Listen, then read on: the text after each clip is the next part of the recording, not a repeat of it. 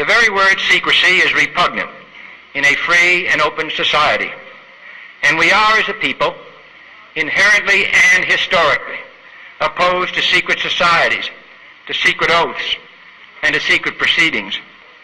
For we are opposed around the world by a monolithic and ruthless conspiracy that relies primarily on covert means for expanding its sphere of influence. It is a system which has conscripted vast human and material resources into the building of a tightly knit, highly efficient machine that combines military, diplomatic, intelligence, economic, scientific, and political operations. I am asking your help in the tremendous task of informing and alerting the American people, confident that with your help, man will be what he was born to be, free and independent.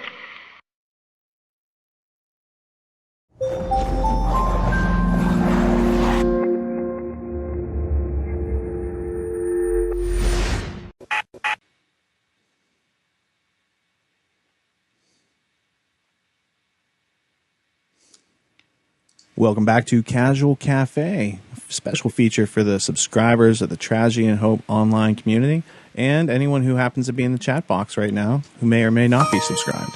Today is November 22nd, 2013. I'm your host, Richard Grove. I got that camera working. Nothing's crashed yet.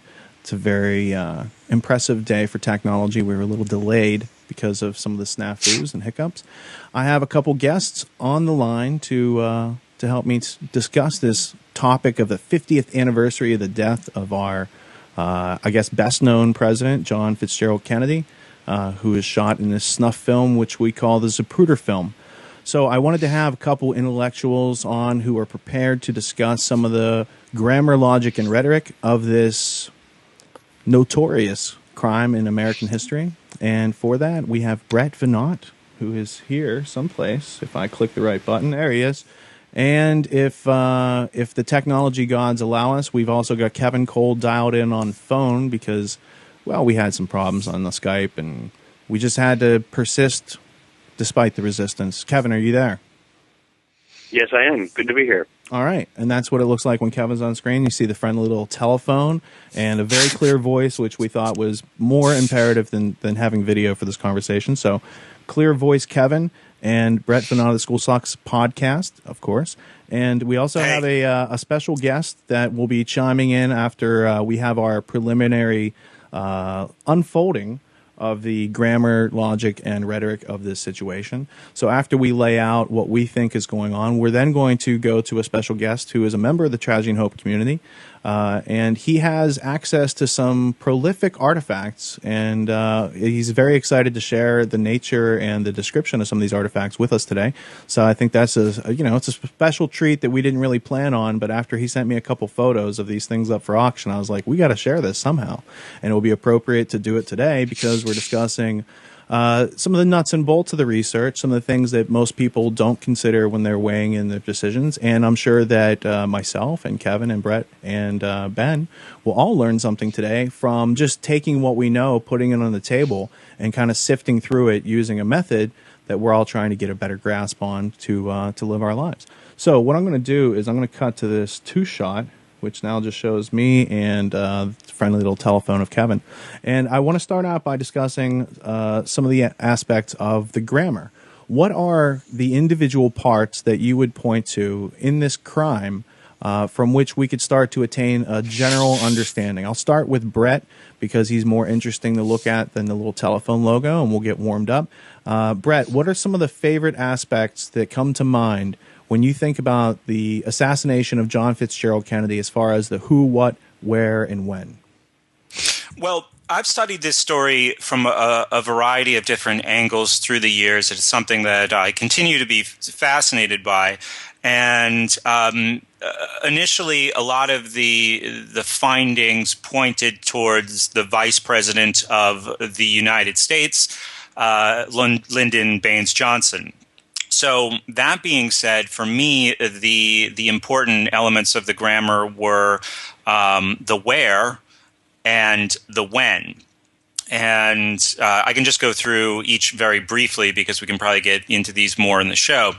Lyndon Johnson, before becoming the vice president, was a congressman from Texas. He had numerous connections in Texas, including a very close relationship to another man who was shot that day named John Connolly, who's sitting in the car in front of Kennedy. But I think as we talk more about the who's of this, some of Lyndon Johnson's relationships and how they connect to Dallas will become more apparent. Also very important is a crucial, urgent when. U.S. Attorney General's office. Of course, the U.S. Attorney General at the time was Robert F. Kennedy, and he's looking into a couple of people. And what I think Johnson, who's very paranoid, assumes is that both John F. Kennedy and Robert Kennedy, who really, really dislike him and don't want him as the vice president, he basically blackmailed his way onto the ticket. They're looking into a who named Billy Celestes. That's S-O-L as one word, and then Estes, E-S-T-E-S. And this really, I mean, one positive about this tragic event is because of the amount of scrutiny and spotlights that have been, shined into different places, we do get a look at how government works. And Celestes is basically just a Texas con man who Johnson is in many ways using, or at least benefiting from, his corruption. A lot has to do with paying off agricultural contracts. They're trying to get the U.S. Department of Agriculture out so they can run operations their way in the state. And the other guy is somebody who was an assistant of Lyndon Johnson named Bobby Baker. So at this time, at the end of 1963, Johnson is very paranoid that the investigations into Bobby Baker and Billy Celeste, with whom he has, pretty intimate corrupt connections, is going to lead to, and this is again another urgent event, him being dropped from the 1964 ticket. So there are some motives for Johnson, and Johnson is definitely, as far as I'm concerned, involved in some operational level, even though he might not be the ultimate position of, conspiring here. He is definitely somebody who has political, personal, and economic motives. There's a timeliness factor, and the assassination certainly happens on his turf, where he has numerous high-powered connections. Well, that's a good start. Kevin, let's talk about a couple of the favorite characters in your mind, from your research of the JFK assassination. Okay. Well, first of all, it's good to be here on this historic day. There are many things we could go into in regard to the assassination and cover-up of John F. Kennedy. Brett mentioned some great points regarding Lyndon Johnson's possible involvement and the fact that they were very unlikely to pick him for the next ticket and not even wanting him on there in the first place. This has really come to the forefront with a individual by the name of E. Howard Hunt, who was involved in the Watergate scandal, where they went to the Watergate Hotel and burglarized the Democratic offices at the behest of the power when Nixon was in power. So when E. Howard Hunt is passing away, he meets with his son, and they do an interview that I believe eventually makes its way into Rolling Stone and onto a few other online venues, where he confesses his tangential involvement in the assassination of Kennedy and saying that Lyndon Johnson had everything to gain. And E. Howard Hunt even confesses that he was a standby for the official assassination team. Now, whether or not this is the end-all, be-all, or a smoking gun, that's something that we can discuss, because that's highly debated as to this individual's credibility going forward. there have been many other motivations floated for the assassination of Kennedy, all the way from his desire to switch to a silver certificate currency and try to get back to a gold standard, to the possibility that he wanted to shred the CIA into 1,000 pieces and scatter them into the four winds.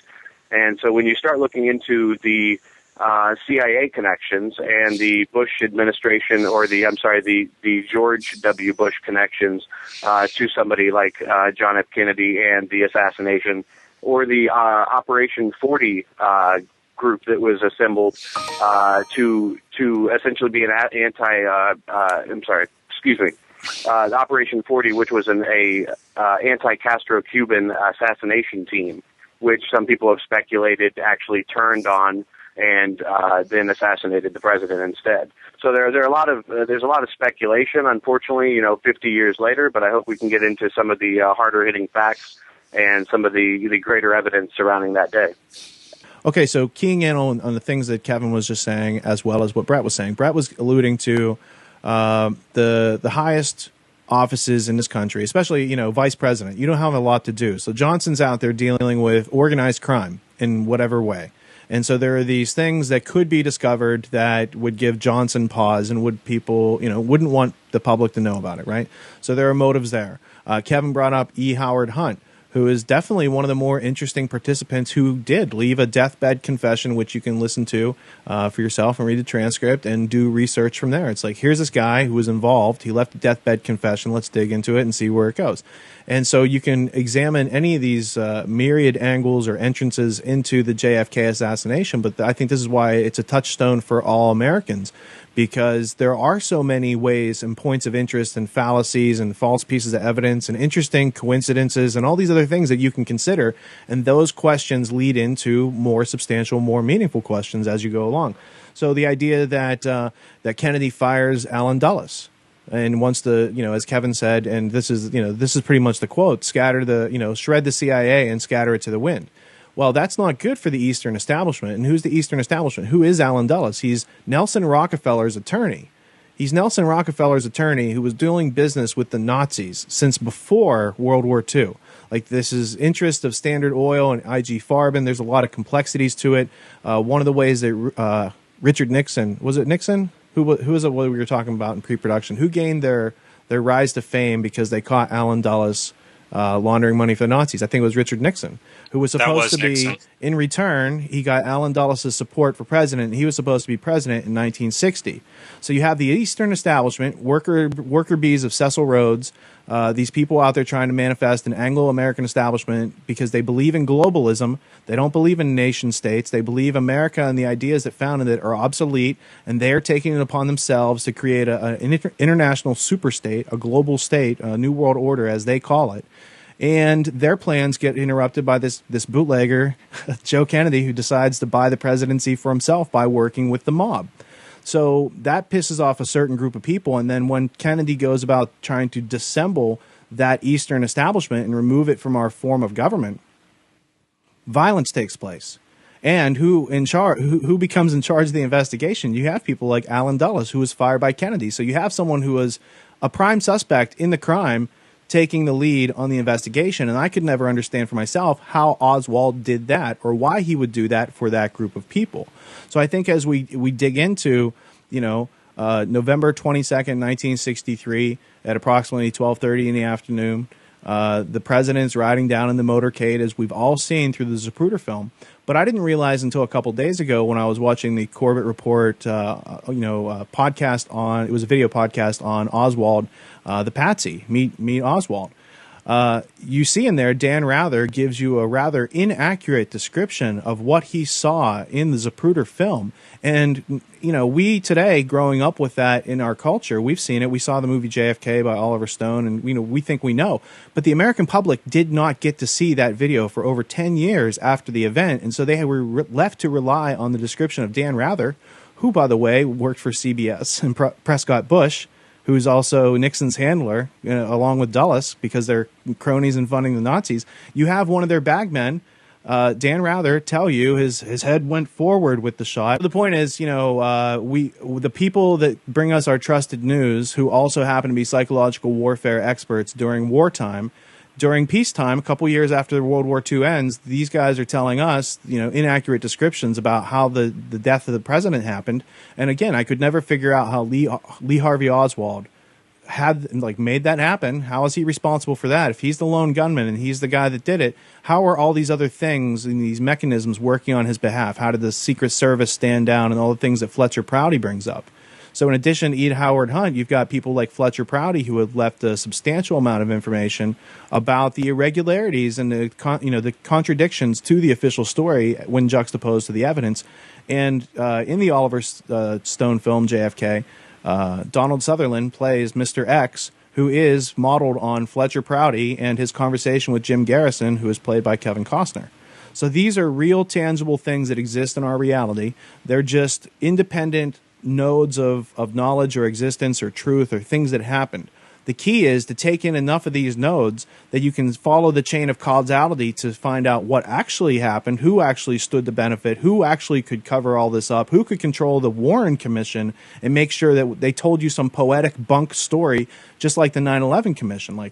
All these things do not connect if you follow their story, but if you get enough dots, you can start to connect the actual picture, which is what we're trying to, illustrate today from the conversation, how we've done it for ourselves and what happens when we mix what we know together. So, Brett, let's cut to you because you had a comment. Sure. I just wanted to go back to what you said about Dan Rather. And I mean, we're all young enough that we either weren't born or were very young at the time when the Zapruder film was released. I mean, you might have been a baby. I wasn't born. I don't think Kevin was born. But Rather made that comment on television in 1964, and that was enough time. It's interesting to see what can disappear down a memory hole, because Rather is still considered by many to be a respected journalist today. That was enough time for the public, for that to be locked into the national memory, that Kennedy was shot from the book depository building, his head jerked violently forward. And what's kind of missing from the whole investigation of conspiracy, especially for us younger folks, is that when the Zapruder film was released, there was such a public outrage where his head clearly went back and to the left. And this is now into the mid-1970s, and that's where all of these, this public outcry leads to the House Select Committee on Assassinations. And ultimately, out of that comes the Church Committee. So this is, and we're going to get into this more, I think, this is the small period of time where an absolutely ridiculous and what should be startling amount of bizarre deaths take place. And most of these people are on a list to testify in front of this House Select Committee on Assassinations.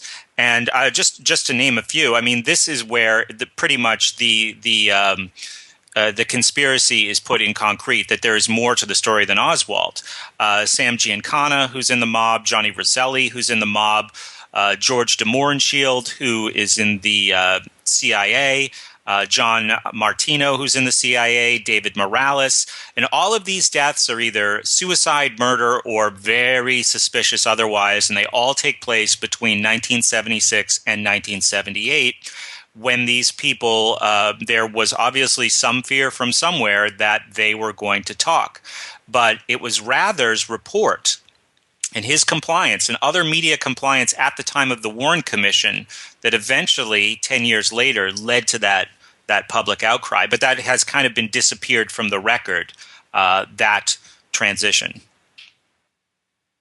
Well, and I also know that George de Mohrenschildt had on him his personal address book, and at the time of his death, you can see Xerox pages of this book, by the way, George H.W. Bush's phone numbers in there. So here's a connection, again, back to the Eastern establishment, which is, for that part, Skull and Bones, who seem to be involved in the planning, organization, conducting of the event, as well as the cover-up.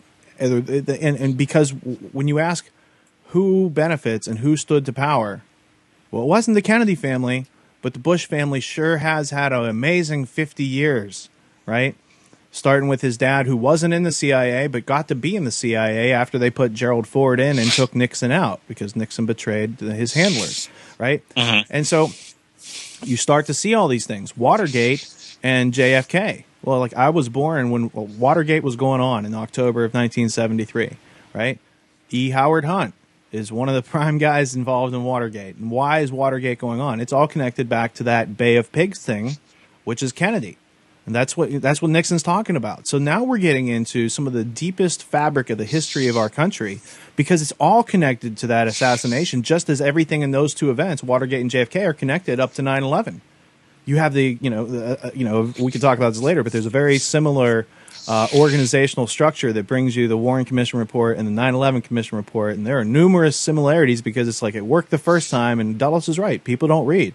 Produced 27 volumes. Not many people have the time, but some people did have the time and started picking those things apart and finding all the contradictions. And then, yes, an enormous amount of people began coincidentally dying because there's no evil in the world that would take and actually put those people down. It was just accidental. It's coincidence theory, right?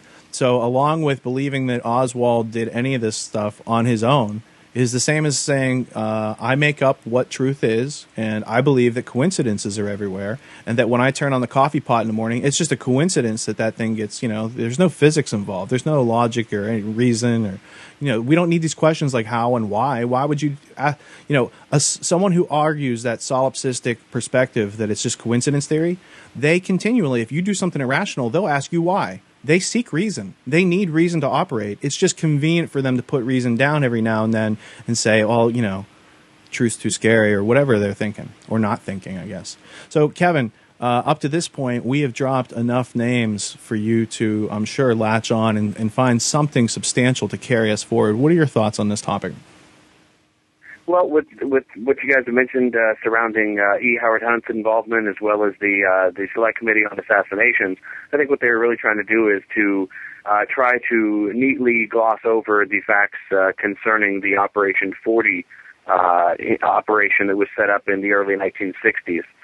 This is one that I've read is originally set up by Eisenhower, but gets supervised by Richard Nixon himself. And when Nixon is getting caught up later on in the Watergate scandal, he threatens to expose the whole quote-unquote Bay of Pigs fiasco. And when you look into what that really amounts to is that there was a group of individuals who continually would find their way into national politics after this event, after the assassination of Kennedy. So they set up this Operation 40, this CIA organization, sponsored by Allen Dulles and overseen by E. Howard Hunt, Richard Nixon, David Atlee Phillips, as well as other individuals. And on this team, you have an individual by the name of Barry Seal. And when Barry Seal dies, he, and much like George de Mohrenschildt, has a very close relationship with George H.W. Bush, who, if people are not familiar, was the head of the Central Intelligence and operated under the Central Intelligence Agency for many years, even prior to when his public record actually reflects. Because you start getting into the Zapata oil operations and the offshore drilling in which he was directly involved, that kind of served as a staging base for Operation 40 and the Bay of Pigs invasion, which initially was set out to destroy Fidel Castro. But when you start to do the grammar on some of the individuals who were on Operation 40, you find people like Barry Seal, who's one of the most notorious drug dealers in the history of the United States, who had his airplane seized with more heroin and cocaine, I believe, than had ever been found at that time. And his lawyer is an individual by the name of Richard Benveniste, who finds his way onto the 9/11 Commission. He also represented Tony Coelho, who was one of the financiers of Al Gore's senatorial campaigns. Another important individual that pops up out of Operation 40 that just can't seem to find his way out of returning to power is Porter Goss, who after 9/11, George W. Bush appoints as the head of the Central Intelligence Agency. And on the morning of 9/11, I believe it was Porter Goss who was meeting with David Boren, the former head of the Central Intelligence Agency, who just happened to be having breakfast that morning. But what you really need to look into, while there is the mob aspect, there is the motivations of somebody who really wants to be president, but may not get to be there because they didn't want him involved in the administration in the first place. There are these intelligence operations going on concurrently as a shadow of the National Security Council. So when these individuals keep popping their names up throughout history, whether it be in the Iran-Contra affairs with somebody like David Morales, or whether it be somebody like Frank Sturgis, who himself was a Watergate burglar, I think these are aspects of it that are very important to look into as well. Now these documents have been pushed back and reclassified, I guess, another 70 years. So it's up to people like us to try to bring some of the public research to the forefront, as well as maybe point to a film like JFK 2, which kind of goes into some of the things that Oliver Stone was maybe not capable or did not have the resources to do so, or whatever motivations he may have. But another book that I would recommend would be Family of Secrets by Russ Baker, wherein Brett, I believe, and you both mentioned George de Mohrenschildt, who is known as the close handler of Lee Harvey Oswald. Well, we need to then ask the question, why George de Mohrenschildt is sending letters to George H.W. Bush as the head of the Central Intelligence Agency, complaining about all of the heat that he's getting for his connections to Lee Harvey Oswald. Later on, he ends up dead of a shotgun blast, self-inflicted, they say, which always seems to be the case. And just a point of clarification there too. I mean, we've explored the CIA extensively here, and I think one of the things that people have always found frustrating about the study of the JFK assassination is that it's very hard to put these relationships together in any kind of coherent and understandable way. It's almost like somebody had woven a web that was never meant to be taken apart, that was never meant to be understood. So we understand CIA involvement and motives and where that goes as you follow it up. But just to focus down and in on the connection to the mob that Kevin mentioned, it's relatively easy to do. Kevin talked about Operation 40. Rich, you mentioned it as well. Concurrent to that is something called Operation Mongoose. It's a CIA operation that's running out of Miami, Florida. And the mafia is used by the CIA here starting in the early 1960s. And their stated goal, stated, at some level, goal is to assassinate Fidel Castro. So this is where names like Johnny Rosselli, Santos Trafficante, Sam Giancana, Carlos Marcello, Tony Arcado, they enter the story. But to some degree, they're all being run by this CIA black ops guy named William Harvey, who is also involved in MK Ultra, different story for another time. But that's how those two seemingly entirely separate factions, U.S. intelligence and the South, the mob in the South, which is, the high level of that is Trafficante, Giancana, Marcello, and Arcado. They're sort of like the Southern version of the Commission of the Five Families in New York. They are linked to the CIA through Operation Mongoose and William Harvey. So that's something that I think initially confuses a bunch of people, and it just seems like a wash. Like, well, why would the CIA and the Cubans and the Mafia have anything to do with the same project? I think that William Harvey and Operation Mongoose, that's essential grammar for understanding how those groups can come together. I just added that to the brain as you were saying it, so sorry for my... Super. Califragilisticexpialidocious. Here it is. William King Harvey. And then I had found that through going to, the Cuban Project? Operation Mongoose? Sure. And if we just want to dig into him a tiny bit, Harvey's career started in the FBI. He was working under Hoover, but he was punished for drinking on the job. He was a very heavy drinker. He lived a pretty wild life. And he quit the FBI when Hoover wanted to reassign him, but moved from there to the CIA. So he's also sort of, there's distance, but there's connection to Johnson. Johnson's connections to Dulles are very strong. If Johnson had had his way, the Warren Commission would have been called the Dulles Commission, and that's how it would be remembered. It says under William King. Oh, it says under the Cuban Project, rather. Many assassination ideas were floated by the CIA during Operation Mongoose. The most infamous was the CIA's alleged plot to capitalize on Castro's well-known love of cigars by slipping into his supply a very real and lethal exploding cigar. And there's like 10 references, or 5 references for that. So, yeah, the idea is that people who believe that Oswald acted alone don't have any history in their mind about how our tax dollars and our family's tax dollars have been put to work over the past, specifically 100 years. Let's just look at the last 100 years. There have been a lot of egregious misuses of our tax dollars, including the creation of those things we dropped on Japan.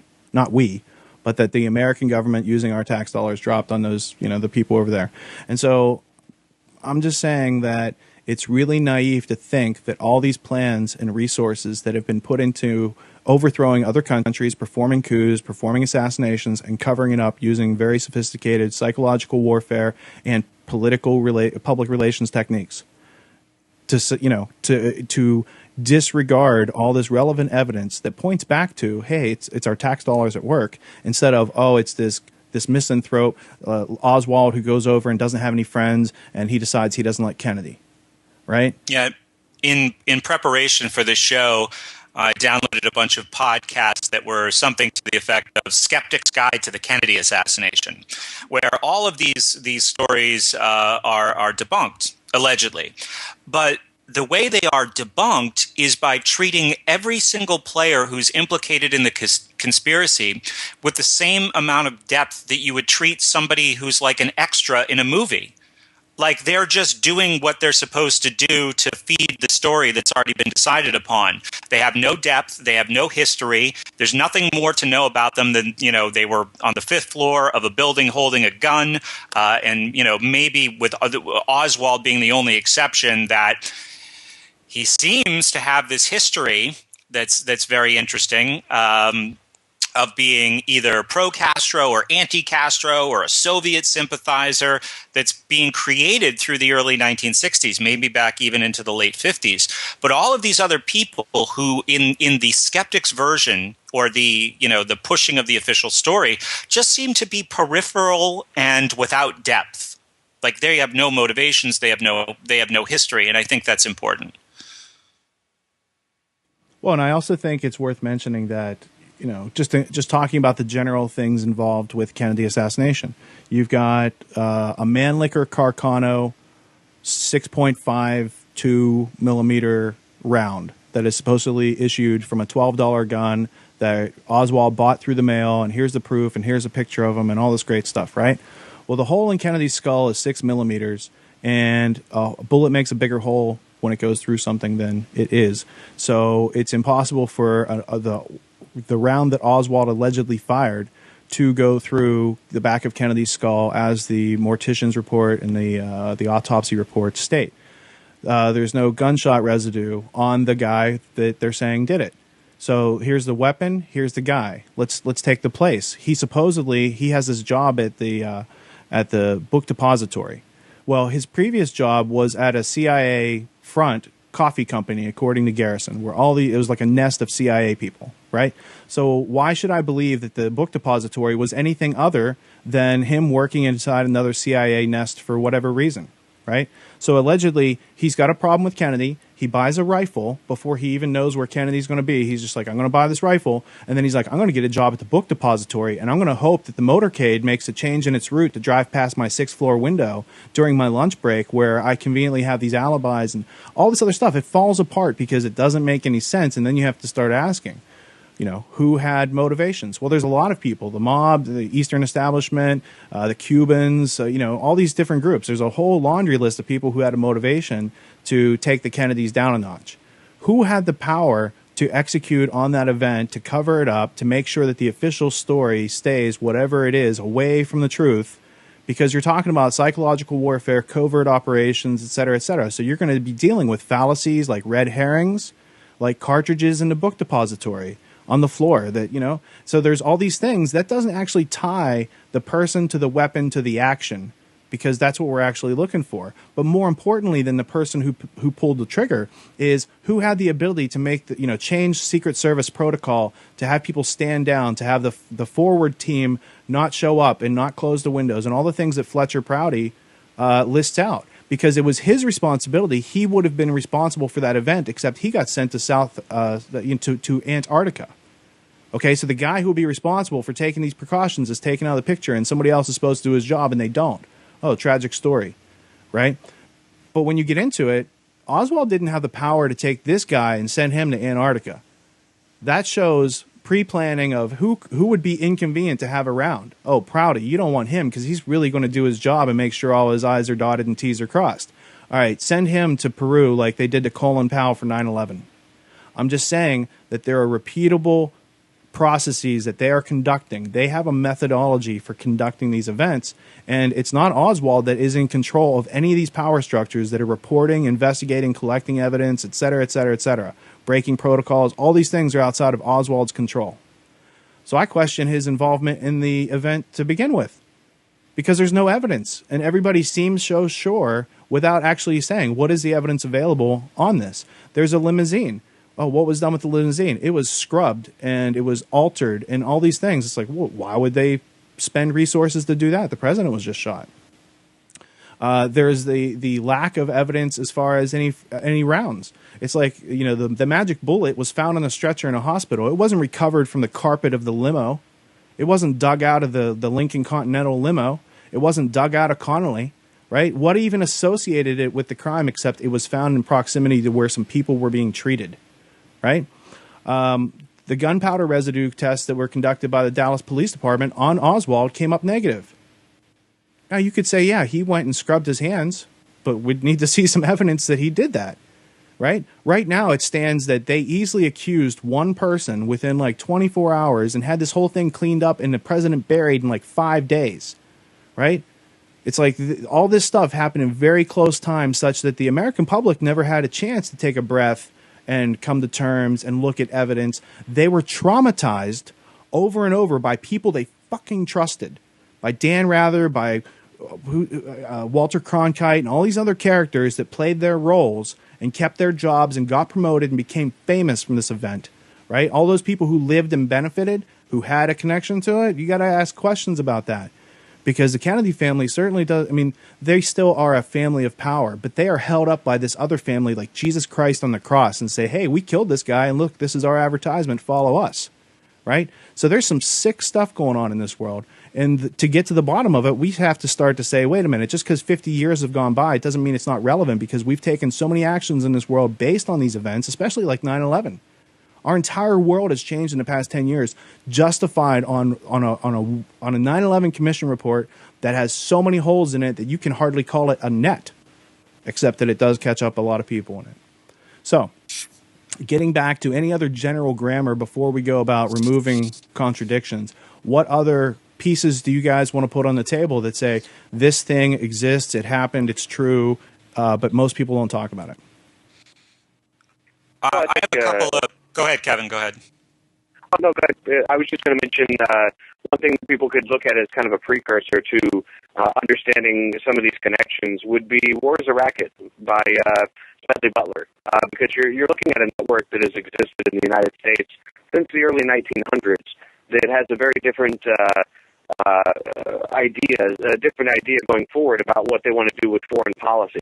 And, it's not that Kennedy, there's an idealized version of who Kennedy was and where the country would be today if Kennedy had stayed in the power, but everybody glosses over his own unethical decisions. Now, there has been some things came out recently that showed that maybe he wouldn't have supported the prolonged attack in Vietnam, and that he had reported to some of his contemporaries, as well as Fletcher Prouty, that he would have not sent in ground troops. Now, at the time, Kennedy's administration is not unlike somebody like Bill Clinton's administration, because before Bill Clinton, there were no more Rhodes Scholars in Bill Clinton's administration than any other before. But during Kennedy's, he had over 25 Rhodes Scholars, including Dean Rusk, who's the head of the Georgetown set, and the head of the Atlantic Council, which is this new ideology of trying to affiliate the United States with the rest of the world in a public manner. And this is done through the Atlanticism Project. So that's another aspect that I wanted to throw out there, because I believe there are up to 25 Rhodes Scholars surrounding John F. Kennedy and his administration, and that's only usurped by, I believe, 50 Rhodes Scholars within the administration of William Jefferson Clinton. So there are some connections there that I think are relevant, and I think there's an idealized form of the type of president that Kennedy actually was. People want to make a lot of excuses for his personal issues, and they don't really look into how his family came into power in the first place. So it's really good to look back into history and establish kind of these networks that Smedley Butler talked about, that where they would use the United States Army and use the American soldiers as cannon fodder to go in and prop up United Fruit. Well, they wanted to do the same thing to protect the rubber industry and, going into Vietnam.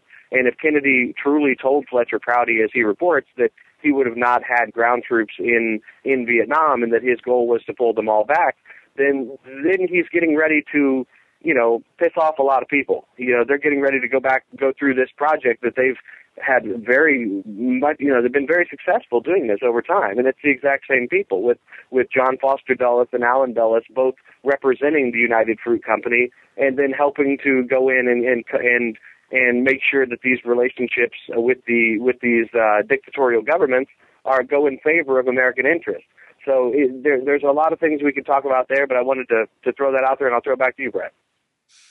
Yeah, I'll just add to that. There's an interview with Fletcher Prouty in the very, very interesting documentary film that explores multiple assassinations called Evidence of Revision.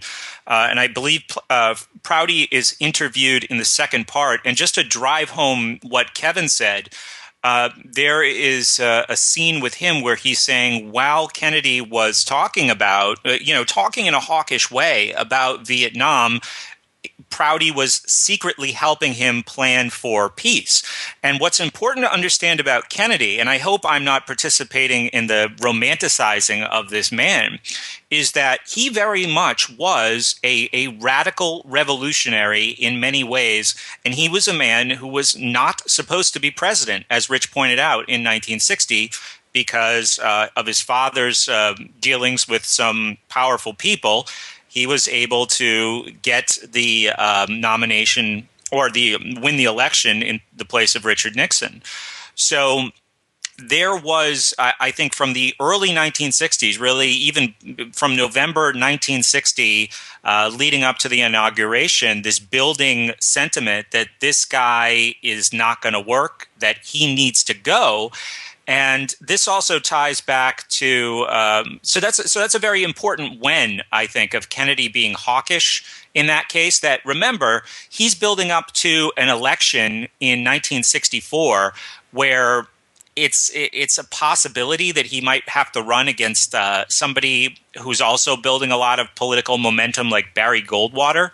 So he might have been publicly talking in a more hawkish way, anticipating, having to not be seen as a peacenik during, the height of the Cold War, 2 years after the Cuban Missile Crisis, and all this guy cares about is peace and talking to the Soviet Union.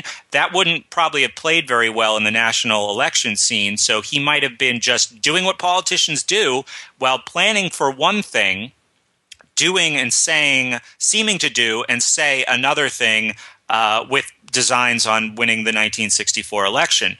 But, and this ties back to what Rich was talking about how Oswald couldn't do all these things, and I think this is some more grammar that we should put in before we move on. There seems to be some kind of plan really, really surrounding Central Intelligence starting as soon as Kennedy is elected.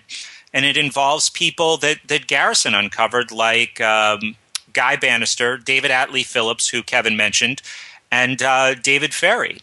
So Guy Bannister is CIA. David Ferry is also CIA. He had been in the Civil Air Patrol with Oswald. Bannister and Ferry share an office where Bannister's job is to basically infiltrate leftist groups by giving agents or, dupes false IDs and sending them into the group. Well, Oswald comes to be in this circle. And, the debatably existent Fair Play for Cuba committee, there's video of Oswald handing out these flyers on the streets of New Orleans, I believe. And I think that he thinks that he's involved in some kind of operation either for Cuba or for the infiltration of the assassination. But there's a real clear record from about 1960 to 1963 of setting up Oswald with a pro-Cuban ID. And the CIA or the State Department, I don't remember, was running also a fake Soviet defector program at the time, because that was one of the things that was used against Oswald, that, well, this guy went and lived in the Soviet Union. But just one more connection before we move on to this other event that has been mentioned several times, 9/11. At some point, I think in 1962, somebody claiming to be Lee Harvey Oswald goes to Mexico City and starts doing some very strange things. He goes to the Soviet and the Cuban consulates and engages in what I could only describe as Muhammad Atta-esque behavior. You're saying, I'm being persecuted by the U.S. I want to go back to the Soviet Union. And when people are they experience something like that, that makes a memory. There's a phone call as a matter of protocol that has to be made after somebody like Oswald comes in and slams his hand on the desk and says, send me back to the Soviet Union. Or Muhammad Atta walks into some government office and says, where can I take flight lessons? Do you have maps of New York City? Where can I buy dynamite? Whatever, some weird thing that is just seemingly a performance designed to make a memory of a person. But when people are questioned from those locations, the Soviet and Cuban consulates, they say, yeah, the guy was named Oswald, but it wasn't the man that we see on TV who supposedly shot Kennedy. So there's a lot of evidence and a lot of eyewitness testimony, which of course is not 100% reliable, but there's just such a preponderance of it that a story about Oswald is being created pro-Cuban, pro-Soviet, radical years before what happened in Dallas. And that's the mark of an intelligence operation. Well, I think that's that's great. The key words: preponderance. I would add to it plausible denial. I would add to that, to control a scene, you have to control the investigation protocols, the reporting of it, and the eventual report that's generated from it. Not just the news, but the eventual, here's the official story, right? So that's where Bernays says, and it's either Bernays or Lippmann. It's probably Lippmann. Back in like 1922, he says, in order to create psychological warfare on an event, on a population, you have to control the area of the event. You have to control the security of that area. You have to control the investigations of whatever happens. You have to control the news reporting, and then you have to control the political reporting of that. And if you can do all those things, you can fool the public. Like, this is what they said in their public relations documents back in the 1920s. So I'm just using that history and applying it to this situation. The Soviet angle, well, we can call bullshit on that because we know the same people involved in the Eastern establishment, the Anglo establishment to be more correct, are the same people that funded and created the Soviets in the first place as a false dichotomy, to create the Cold War through using fear and ignorance and power to drive all these societies to drain the wealth out of these great populations. That's what it's there for. It's an engine. It's there to harness and derive the wealth, and then they're going to pick it up and move it someplace else and have a renewed resource through having a fresh population, right? So the Soviet angle, I agree. That's bunk. That that they're even interested from that angle, because the same people that are interested are the same people funding his ability and to go to a place called the Soviet Union. They're the same people that brought Lenin in on a train car. It's the same banking families that are funding both sides of that, because, that's pretty provable. The ideas of the parallels between Oswald and Muhammad Atta are only complemented and further built out when I introduced the character of Timothy McVeigh, who was also seen, in multiple places doing these very obvious things, and so it smells of a premeditated method for creating enough evidence that the public will buy off on a story that's not true.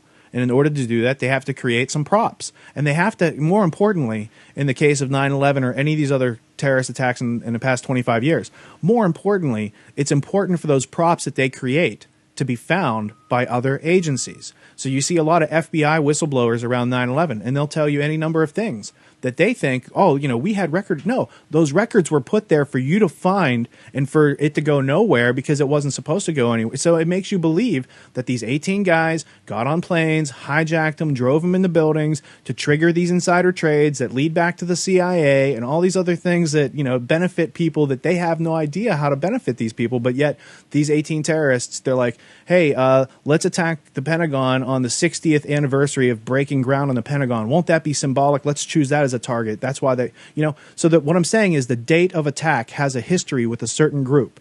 And that certain group, can be found through history. September 11th, 1971, 1973, 1922.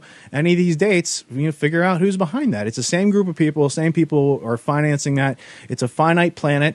There's only so many people here. Some of these people have achieved power and their families have had it multi-generationally. And if you're going to be an individual on this planet saying you're responsible, upgrown, upstanding adult, you need to know about these things in order to steer clear of them and to make sure they don't adversely affect your life as they did JFK's on this anniversary 50 years ago.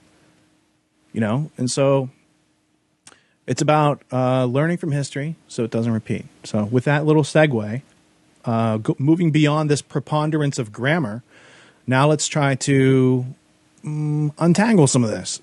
We have a lot of people who wanted to kill Kennedy and didn't like the Kennedy family. But who gains power from that death? Who gains power and is able to protect it and cover it up and destroy evidence and control commissions and control all these things that come as a machination. Watergate, the whole Ben Bradley, Operation Mockingbird, that was already CIA to begin with before Watergate started, right? So who are these people and why are they bringing us that news and what does it connect to and why are they controlling it so closely, right? So these are the questions that have to be asked as a consequence of the assassination. These are things that realistically and politically still affect people today. So let's start with Kevin and let's talk about why you can start whittling some of these pieces of grammar off and say, well, that's a part. Yes, it exists, but it does not fit into the actual machinations of somebody being told to go get a team and, take those actions. Okay. If people can, if they're near the internet, which I'm sure they are, I would recommend Googling Barry and the Boys, which is a book by Daniel Hopsicker. And I reference this because it ties into what both of you are talking about. On the cover of this, you will find a photo taken in a Mexico City nightclub. There is an individual there that bears a strong resemblance to Lee Harvey Oswald. We can talk about whether or not that is who Brett may have been alluding to, who shows up at the embassy down there and makes such a public fuss. But Daniel Hopsicker has done some great work into the Operation 40 connections, as well as he has done some work into some of Muhammad Atta's running around and leaving a paper trail in a recent documentary called Muhammad Atta and the Venetian Flying Circus, which you can find online. But I'd like to read a synopsis written by Daniel Hopsicker that explains this nightclub photo a little bit more in depth, because in doing so, we can start to understand some of the intelligence connections that have made such an impact in the days since the assassination. And it also ties into William Harvey and some of these other names that have been mentioned. Hopsicker continues that the Mexico nightclub photo reveals a mixed group of apparent Cuban exiles, Italian wise guys, and square-jawed military intelligence types. It was discovered among keepsakes in the safe of a widow of a CIA pilot and drug smuggler by the name of Barry Seal. It appears, and he is third from the left in this photo. It appears on the cover of Barry and the Boys, the CIA mob, the mob, and America's secret history. Porter Goss appears second on the left. He's seated between the notorious CIA pilot Barry Seal and drug smuggler with the equally notorious CIA assassin Felix Rodriguez, who is at the front left, who is a Cuban vice cop under the corrupt mob-run Batista regime, who later became an Iran-Contra operative and a confidant of the first George H.W. Bush. The only one of these with the the only one of the spook celebrants displaying any hint of tradescraft, seated on the other side of the table with his face covered by his sport coat, is Frank Sturgis, who is the most famous of the Watergate burglars. Beside him, front right, is William Seymour, who is the New Orleans representative of the Double Check Corporation, which is known as a CIA front that was used to recruit pilots like Barry Seal, and a man who many Kennedy assassination researchers is the impersonator of Lee Harvey Oswald. On several occasions, as Brett alluded to, this individual who shows up in Mexico City and makes such a fuss, but they're not able to confirm that with the picture that was used on TV or of the man who ends up getting assassinated himself. When looking into this notorious photograph, it really spells a future history of CIA intelligence operations. And so I think it's very important to kind of bring some of those names forward, as well as those connected with the Zapruder film. You know, I believe that was mentioned once already, but what was not alluded to perhaps yet was C.D. Jackson of Time Life magazine, who is in charge of psychological operations for the OSS and Central Intelligence Agency, ending up being the one who purchases the Zapruder film those years later. So I think these are some of the most important aspects to me. I'd also like to get you guys' opinion on the often discussed press conference that was given by John F. Kennedy on April 27th of 1961.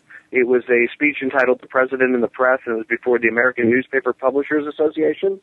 And a lot of people say that this has to do with the a fight against communism, but it mentions some things about secrecy and secret societies, and I'll read from that, and I wondered if maybe you all might be able to comment.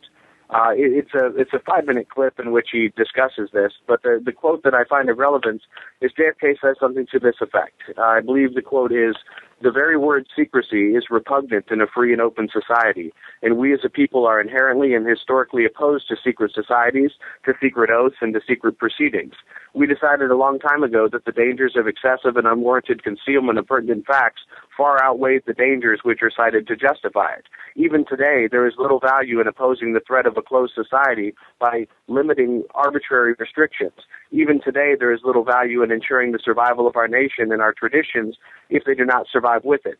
And there is very grave danger that an announced need for an increased security will be seized upon by those anxious to expand its meaning to the very limits of official censorship and concealment. That I do not intend to permit to the extent that it is in my control, and no official of my administration, whether his rank or is high or low, civilian or military, should interpret my words here tonight as an excuse to censor the news, to stifle dissent, to cover up our mistakes, or to withhold from the press and public the facts that they deserve to know." Now, perhaps you can insert that actual quote there, and it will be read much better. But I think, this has been, brought up quite a bit in relation to the assassination of JFK. People say that this alludes only to communism, but I don't know of any secret societies that have to do with communism. Now, I do know of a secret society that had other motives and intended to set up a Rhodes Scholarship program in order to influence the United States geopolitically. But I'd love to get your thoughts on how you think this relates, as well as the photograph from Barry and the boys. Well, I'll just say this, and then I'll throw it to you, Rich. The idea that that's a reference to communism is absurd. I mean, at this point, there was nothing secretive about communism. The only thing that somebody could possibly argue is that he's talking about the communist infiltration of the American government. But the three of us already dealt with what that really was in an episode of my show called A New World Order. And most of those fears publicly and politically had been assuaged by 1961. Nobody believed what, the ideas that... oh my gosh, one of the most memorable names in American history. McCarthy had been pushing 6 or 7 years before this. That was over. So what I believe what I know for sure is that he's not talking about communism. What I believe he is talking about, whether his awareness of the Anglo-American establishment and its involvement in the United States government and in academic thought and the media. At that point, I don't know. Maybe we'll never know. But what he was aware of was the creeping power and the dangerous expanding power of the Central Intelligence Agency and the connection of the CIA to secret societies like Skull and Bones. So the idea that he's talking about communism is absurd. Whether he's talking about the whole larger picture of the Anglo-American establishment, I don't know. But he's definitely, I believe, based on what I've gathered, that he's essentially describing there the intelligence apparatus in the United States, CIA and beyond. Brett, what do you happen to know about the American International Corporation? AIG. No, AIC. AIC. I'm sorry. Yeah. They're related. They're related, but this is like its father, if you will. Well, this is Cornelius Starr. Was that his name? Well, Cornelius Starr had started AIG, but what you've got going on in the case of AIC is the end of World War II. These guys get together, and they are of the opinion that nation states are obsolete. And I'm talking about like George Shultz.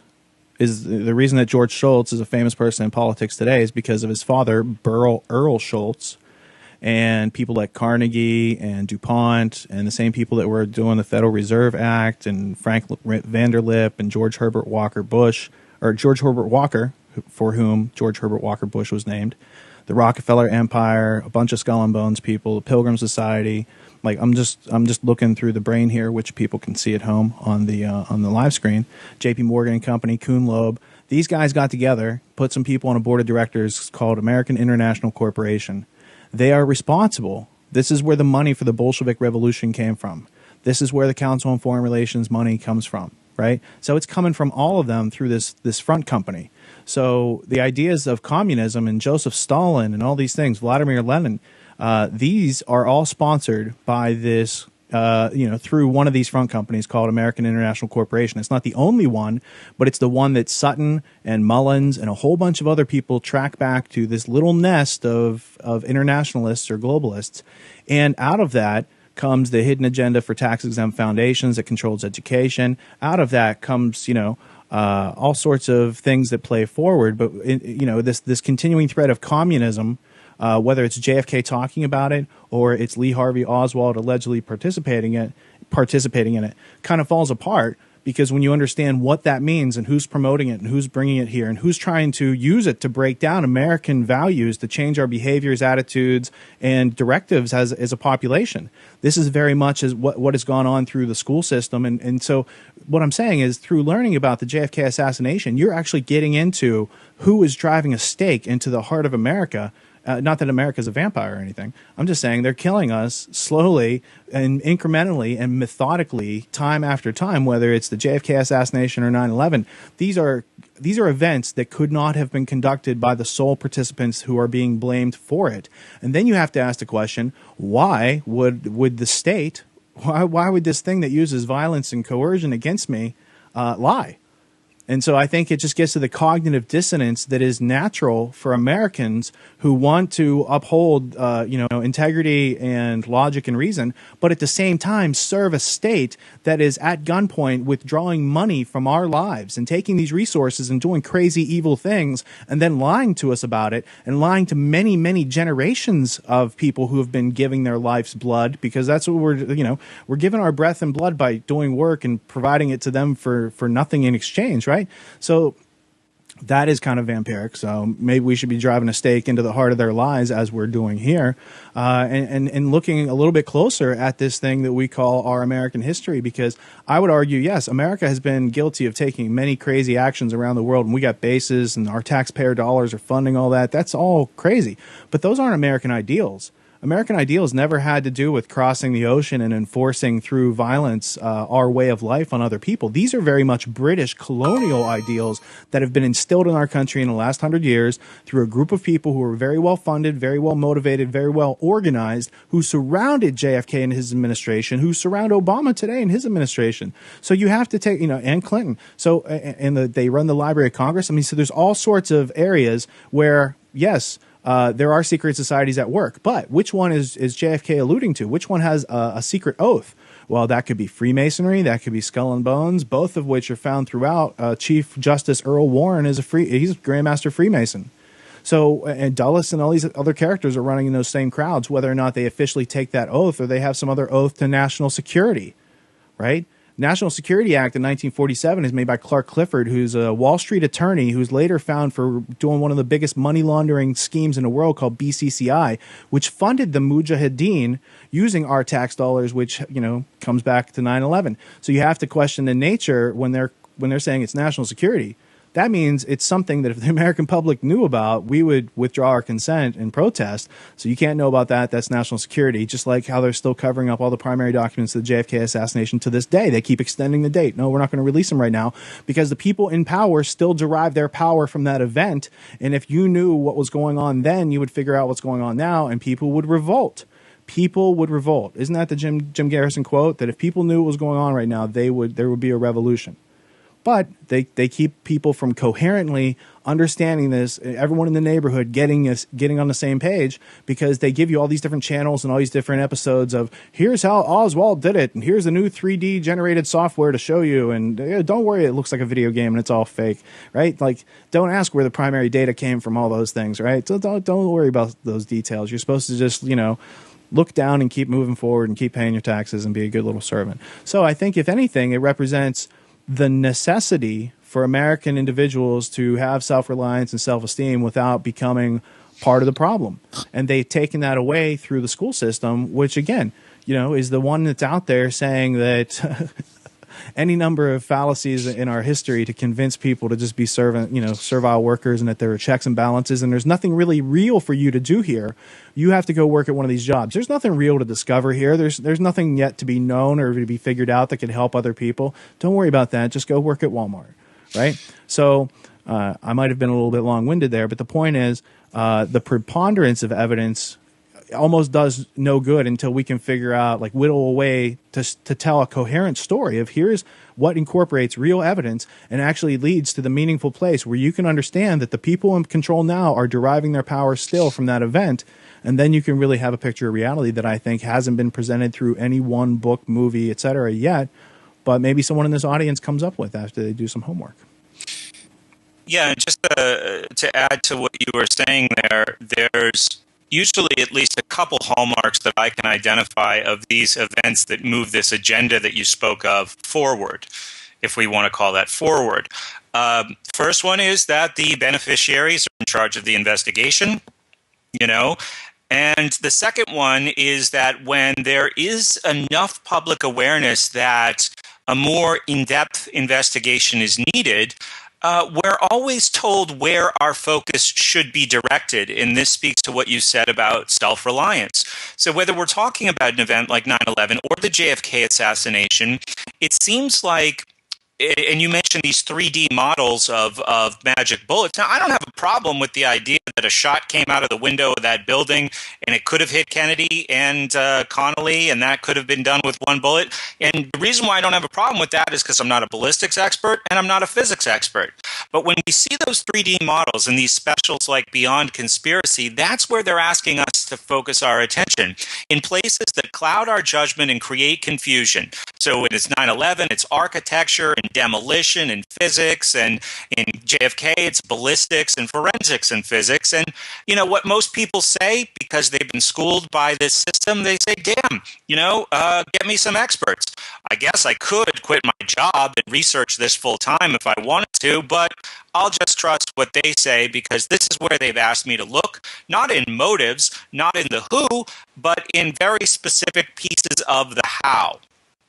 So experts who, put their opinions forward, they might not be co-conspirators, but they're usually obedient and they almost always want to continue to maintain the public perception that they are experts. And speaking out against the mainstream accounts of these stories is a quick way to lose the public perception of expertise. Yeah, I wanted to comment on a little bit about what you both said there, but before getting too far away from the American International Corporation, I'd like to give a little bit of background on who these individuals were and how that relates to what Richard said, as well as how this relates to the United Fruit Company and the control of shipping. So if it won't detract, I'd like to read a little bit from a book called Dynastic America and Those Who Own It, in which it gives a opening review of the American International Corporation. This is engaged exclusively in world trade. Its directors included J.O. Armour, Mr. Franklin, R.S. Lovett, Percy A. Rockefeller, James A. Stillman, and Frank Vanderlip, who were all directors at the time of National City Bank. This also included George Baldwin, president of Pacific Mail and Shipping Company. The board of directors of General Electric Company is represented, as well as Robert Herrick of the United Fruit Company, who was the president of American International Corporation. So when we were mentioning earlier on how these intelligence operations go back much further than John F. Kennedy, the American International Corporation is no better example. You have Joseph P. Grace of the W.R. Grace Shipping Company. This is the company that was involved in shipping the Nazis back from Nazi Germany to the United States under Operation Paperclip. Joseph P. Grace Jr. This corporation controls the American International Shipbuilding Corporation. They built what was called the Hog Island Shipyard and shipped for the United States government at a cost of $200 million at the time that this was written. The American International Steel Corporation, which sells steel products in foreign countries, acts as a purchasing agent in the United States for foreign railroads and industrial corporations, and vice versa for iron and steel manufacturers. So this is a company that very much had a stronghold over the shipping for the United States government. It goes on to say that the American International Corporation owns more than 20% of the securities for the International Mercantile Marine, which is the largest maritime corporation, of which Mr. Franklin, who was one of the directors of AIC, was also the director of that corporation. He also owned the American International Corporation also owned at the time 5% of the stock of the entire United Fruit Company and 30% of the Pacific Mail Company, which Baldwin, another American International Corporation president, was president of that. So with these acquisitions, the American International Corporation is the largest owner of ships at the time. The American International Corporation operated 125, the United Fruit Company, which they controlled, operated 90, and the Pacific Mail Corporation operated 15. And they had ownership of all of these under this banner of the American International Corporation. The corporation also owned 35% of the stock of the New York Shipbuilding Company, and it owned stock in many of the other steamship companies at the time. The United Fruit Company controlled the shipping business between all of the United States and South America. With W.R. Grace and Company, the American International Corporation owns the Grace American International, which does all of the business for Russia. And the majority of the stock holding for the American International Corporation is held at National City Bank. So you see, this is a monopoly that was set up a long time ago that extorted the United States government because of its access to shipping and industry. I was having fun clicking through the brain while you're talking. Yeah, I hope that wasn't too off base, but I wanted to give that background because once we kind of build this forward and show this in the brain, you'll see that this is a very close-knit group of individuals whose legacy lives on throughout the John F. Kennedy assassination and throughout 9/11. I can certainly agree with that. So let's talk about a little bit conflicts between what we see on the commission and what a legitimate investigation of events might look like. Like, are there people involved in this Warren Commission that have a conflict of interest? Are there people involved in the Warren Commission who might just all be yes men for the Rockefeller empire and thus the representatives? Because the Rockefellers are just lieutenants. They work a corner of the web. They own some of the web. They own some of the towers, to use a wire metaphor. they're not the people who are thinking this all out. They're conducting activities by that are determined by a global ruling elite who aren't really tangible on the board. They're not out there making their names known so much, but you can see the large aggregations of wealth behind, for instance, the Rothschild empire, and they have enough control over political media and all these other outlets that touch the public to basically control the scene, control the reporting of it, control the investigations, control the payroll, certainly of everybody. Anyone who's out there working for money, I mean, you're being touched by that cartel. So we just have to consider, it's like, do people have to be knowingly involved? Yeah, I'm sure there's some people in there who are knowingly involved. Are there a lot of people who are saying, I'm just doing my job and I was told not to say anything? Sure. Are there people under gag orders? Yes. Are there people threatened? Yes. Are there people assassinated who don't comply? Yes. Right? And so, you just have to look at the situation and say, Oswald wasn't there to do any of that. So either somebody's working on his behalf, and putting this Warren Commission together, or the Dulles Commission, or whatever you want to call it, or he was somebody's patsy and he was useful. He was a scapegoat in the true Douglas Reed sense of the word scapegoat. You can see, check out Lord Northcliffe and what happened to him. There are scapegoats that are sacrificed by that group throughout their actions. It's one of the hallmarks or signatures of the event. If you want to use a, Silence of the Lambs stalking Hannibal Lecter type thing, it's like you got to look for the signatures of these serial killers and what kind of marks do they put on their crimes. How is it recognizable to their cronies? How do they use it for recruiting to say this is the group responsible for these events through time? Because if there's a coherence to it, you would think that's a very good marketing ploy to get someone to join that secret society, just as a for instance. So, Brett, I'm going to let you address that. Well, I think when it comes to the question of how a network like this gets things done, it's very similar to, it's something we certainly all understand because we're schooled with a similar method of carrots and sticks. So when an operation like this needs to take place, you can identify people who will be beneficiaries. You can also identify people who are ready for blackmail. So, it seems like we've established, I think, that the CIA marks are all over the actual killing of Kennedy, but Johnson, to some degree, too, is brought in because he's a huge beneficiary of the assassination of JFK. And as far as the operation itself, not only does he have the connections and the comfort with that location, but he gets the power from that of the presidency, and also all of these investigations into people like Celestes and Bobby Baker disappear.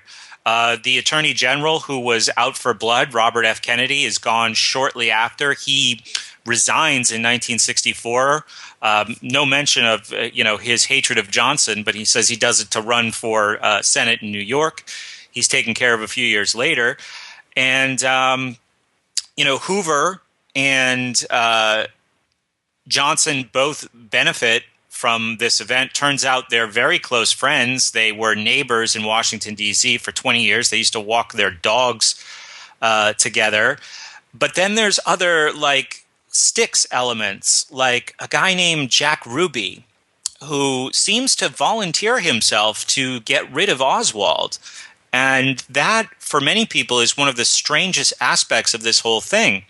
So Ruby's connections are never explored by the Warren Commission in any depth. The official story on Jack Ruby is he was somebody who was just so distraught about the killing of JFK that he just happened to be there and happened to have a gun. And Oswald walked out he was being transferred from one holding to another, and he was smiling. And Ruby was so infuriated by this that he pulled out his gun and shot him. But that official accounting through the Warren Commission totally neglects all of Ruby's organized crime connections, but also an interesting connection to Richard Nixon, who this document became public. I'm sorry, I don't know the year that this was made available, but there's an FBI document from 1947 that a man named Jack Rubenstein, which was Jack Ruby's real name, now there could be multiple Jack Rubensteins, of Chicago, where Jack Ruby lived. He actually knew Al Capone in Chicago, I think, 30 years prior to the whole Dallas event. And this is in HUAC, the House Un-American Activities Committee. Part of that was looking into the mafia. And this FBI document that we can include in the show notes, very short, says at the top, this is sensitive. And the gist of it is that Ruby should not be called to testify for the Committee on Un-American Activities because he's working for a congressman named Richard Nixon. Now, according to the Warren Commission, Ruby had no connections with Oswald, organized crime, or the government. He's just a patriotic American who's very upset about the killing of the president and happens to have a gun when the killer smiles and in a moment of rage shoots him. That's their story. But we already know that he has all these mob connections, and then it just becomes a question of, and I want to throw this out there because I'm interested if you guys have any information about this, how does he come to pull the trigger? And that relates back to what I was saying about some form of blackmail. Like you can go down like this, or you can go down much harder in this other way that we've arranged for you, which we don't know about. So I'd just be interested in hearing people's thoughts on that. But that's the carrots and sticks aspect of this. Kev, you want to comment on that before I chime in? Yeah, no, I think that really, touches on the methodology of it. And unfortunately, I hope we're not having the same conversation 50 years from now about 9/11. Because there are many aspects of the John F. Kennedy assassination where they not only do they have you chasing carrots and sticks, they have you chasing your own tail. Because there are so many overlapping pieces of evidence, it's hard to put everything into an order. And as well as looking at some of the corruption coming from both the Kennedy family as well as those that would have had motivation against them, it's really something that's tough to sort through. Do any of you know anything about the relationship with Cord Meyer and Mary Pinchot? Is it? I know of a woman named Mary Meyer who was Cord Meyer's wife, with whom JFK was having an affair. Mm-hmm. Yeah, I know there's a new book that claims that she may have had information about the assassination, and I know, Richard, you had a film that you had me watch not too long ago. Can you touch on that? Okay, so I'm not sure if I remember the film, but what I just had up on screen was I had Nixon, and then I went to Watergate, and then I went to Mary's diary, because allegedly that is the document that they were breaking in to steal, and her diary involves things like her doing LSD with JFK, the dealings of her husband, Cord Meyer, and the Cord Meyer I had mentioned in the past was related to Eugene Meyer of the Washington Post. That is inaccurate. They just happen to have the last name, happen to both work on Operation Mockingbird with the CIA, happen to both, have connections to the JFK assassination, etc. But as far as I know, they're not related. But Mary Pinchot Meyer was the wife of Cord Meyer, and after, I don't know if it was Angleton or Dulles or who, goes to their lieutenant, Cord Meyer, and they're like, hey, JFK's banging your wife. Would you like in on this event? The big event, or however you want to say it. And so he is very closely tied into the JFK assassination. He's very closely tied up to many other CIA-run assassinations. He's tied closely to the mysterious death of his wife, who was found in conditions I'm not even going to talk about, but you can look it up if you're interested. And the fact that she kept a diary, that James Jesus Angleton knew she kept a diary, that they had tried on prior occasions to steal that diary, and that diary, from my estimation, still exists. And so, the reason they didn't get it when they broke into the Watergate is because somebody who was interested in that office, maybe a secretary, decided she wanted to take it home and read it. And just imagine you come in the next day and it's like, oh, they broke in, but they didn't really take anything. What's going on? Right? So I think that artifact's probably still out there. And at some point, it may go on the internet. But from that situation, again, that's a very interesting story where you could start to dig in. Then you're going to find all these real, tangible pieces of evidence that lead you away from any theory that Oswald was a lone shooter or a shooter at all when you get down to it.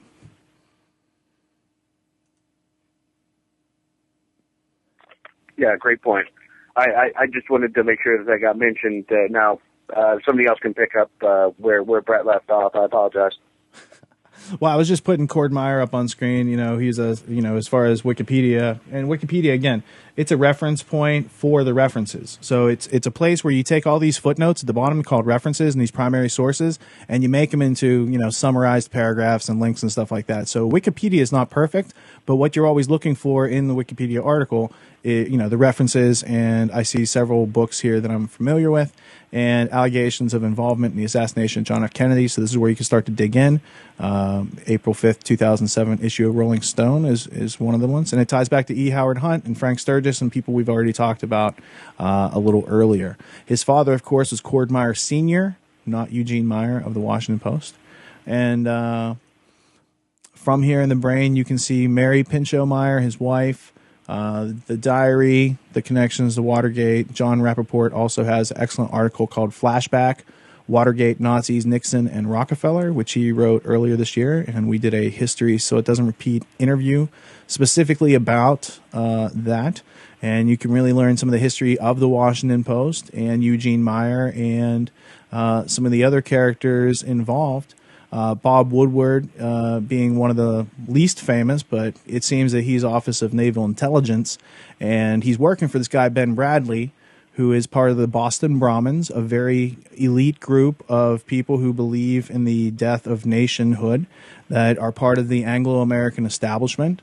The Delano family, the John Kerry, the Forbes family, the Cabot family, and the Crowningshield family, who Ben Bradley's related into. And they are the eventual owners of other newspapers and prints like Vanity Fair, Condé Nast Publications, and there's a connection to Aldous Huxley and, of course, MK Ultra. So without going into it further, the guy who's running the Washington Post for Eugene Meyer, who's Federal Reserve Bank chairman, creator of the World Bank, so there are these pieces of history that are left out. The reason this guy has a newspaper is to protect his interests. The reason Ben Bradley is working with the CIA on Operation Mockingbird is because he can split the interests of the Eastern establishment and their conducting of operations through CIA. So that's why he's a useful asset to this Crowningshield family, and is working for Eugene Meyer.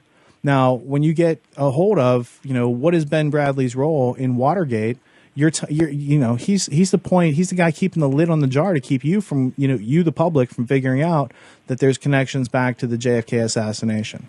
So, that's just a short tour around Mary Pinchot Meyer and the diary and its connection to the JFK assassination. And that's about all I have to say about that. Yeah, okay. Well, I do think that's very relevant. And in mentioning Cord Meyer, we once again get back to World Federalism, because he's the founder of the United World Federalist, and he's also a member of the Georgetown Set, which is a replica of the Cliveden Set. It's basically the Anglo-American establishment in the United States. The Georgetown Set consists of Allen Dulles, Cord Meyer, Dean Acheson, Felix Frankfurter, Frank Wisner, George Kennan, who administers the Marshall Plan, Joseph Alsop, who was involved in the CIA with his brother Stuart Alsop. And so we're really talking about a network that gets very close to the Rhodes-Milner Roundtable establishment. And I can't help but wonder, as Brett did earlier, if JFK may have been kind of privy to the Anglo-American establishment's aims and is trying to establish, a way to get that in front of the public. Because it seems everybody around him is in on a World Federalist campaign, but not necessarily John F. Kennedy and his brother himself. So it's fascinating to explore those connections. That's something we may need to build out maybe in another history episode later on. But when you find, the heads of the Washington Post, as well as the heads of the State Department, as well as the head of the CIA, all in the same in the same cadre, this is something you really need to start questioning, as well as the involvement of many of the Rhodes Organization members in the administration of John F. Kennedy and those that were trying to push him into a World Federalist attitude. So that's what I have to add to that as well. All right, and again, it was cool to take a little tour around the brain. while Kevin's talking. I try. Yeah, you know, you can edit that out if it wasn't relevant. No. I think it was completely relevant, and having the graphic up there helps to, you know, just gives some feel for a resource that's out there that you could explore on your own time. And sure, you know, otherwise, I don't have, you know, I can sit here and try to navigate it and talk at the same time and click the buttons, but it's going to be a mess. So it's pleasing while I'm trying to refer to it when I'm speaking, that when you're speaking, I can also go to the same model, look up most of the same people, or drag them in as you're talking, and it adds a little, you know, extra value what I can do in a live setting here. These are some of the limitations. And when we're pointing out some of these groups that are, you know, kind of usurping governmental responsibility, you know, none of us had any. We weren't alive at the time, but nobody in the United States had any say whether or not these individuals who deem themselves the wise men would get together and create these organizations that would be essentially a shadow government. And at the birth of, you know, Team B, that becomes prominent within the first Bush and second Bush administration. So there's a huge amount of continuity to this material, and hopefully we can, you know, lay it out in a way in another setting that is more palatable to the listener and visually as well. Yeah, I was just pulling up Team B while you're talking, because that's also interesting, because Team B involves people who are still participating in this game today. Rummy, Kissinger, Wolfowitz, William Colby, and, you know, so it all goes back to learning the history of how our tax dollars have been spent. And when you get into the sheer number and the depth of CIA assassinations, like, we're going, you know, our tax dollars were being used to put people in other parts of the world to assassinate their leaders and to put in our system to prevent us from, you know, prevent those places from going communist. When you get to the bottom of what is communism, it's the same people. So they're just using carrots, sticks, pitchforks, you know, whatever, blowtorches, whatever, to make people move in this direction. And you can do it easily, or you can, you know, do it their way. And they seem to like spending tax dollars on doing it their way. I mean, look at our military budget and look at what's going on with that. It's like, whoa, who is so fucking scary on this planet that we need all this stuff? Right? This stuff's for other, like, it's to be used against other human beings on this planet, right? Look at this arsenal that our tax dollars have built up. I mean, you would think, if you're not from here, you would think that America is the most scared country on the planet. How can some of these other countries basically go naked militarily and exist, right? Like, think about just the nature of the resources when you take from 300 million people and you're like, let's just take a bunch from them and pile it all together. And they're not saying, hey, let's make the country stronger and make sure American ideas and integrity and self-reliance and self-confidence that comes along with it go into the future. They're saying, let's take America's resources and use it to destroy America. And they've been getting this done efficiently for 50 years, and people are still like conspiracy theorists. You know, I would just almost like to do one-on-ones with some people who have those ideas and expose them to what they don't know and send them home with some books and be like, you're going to come back and talk about what you learned, right?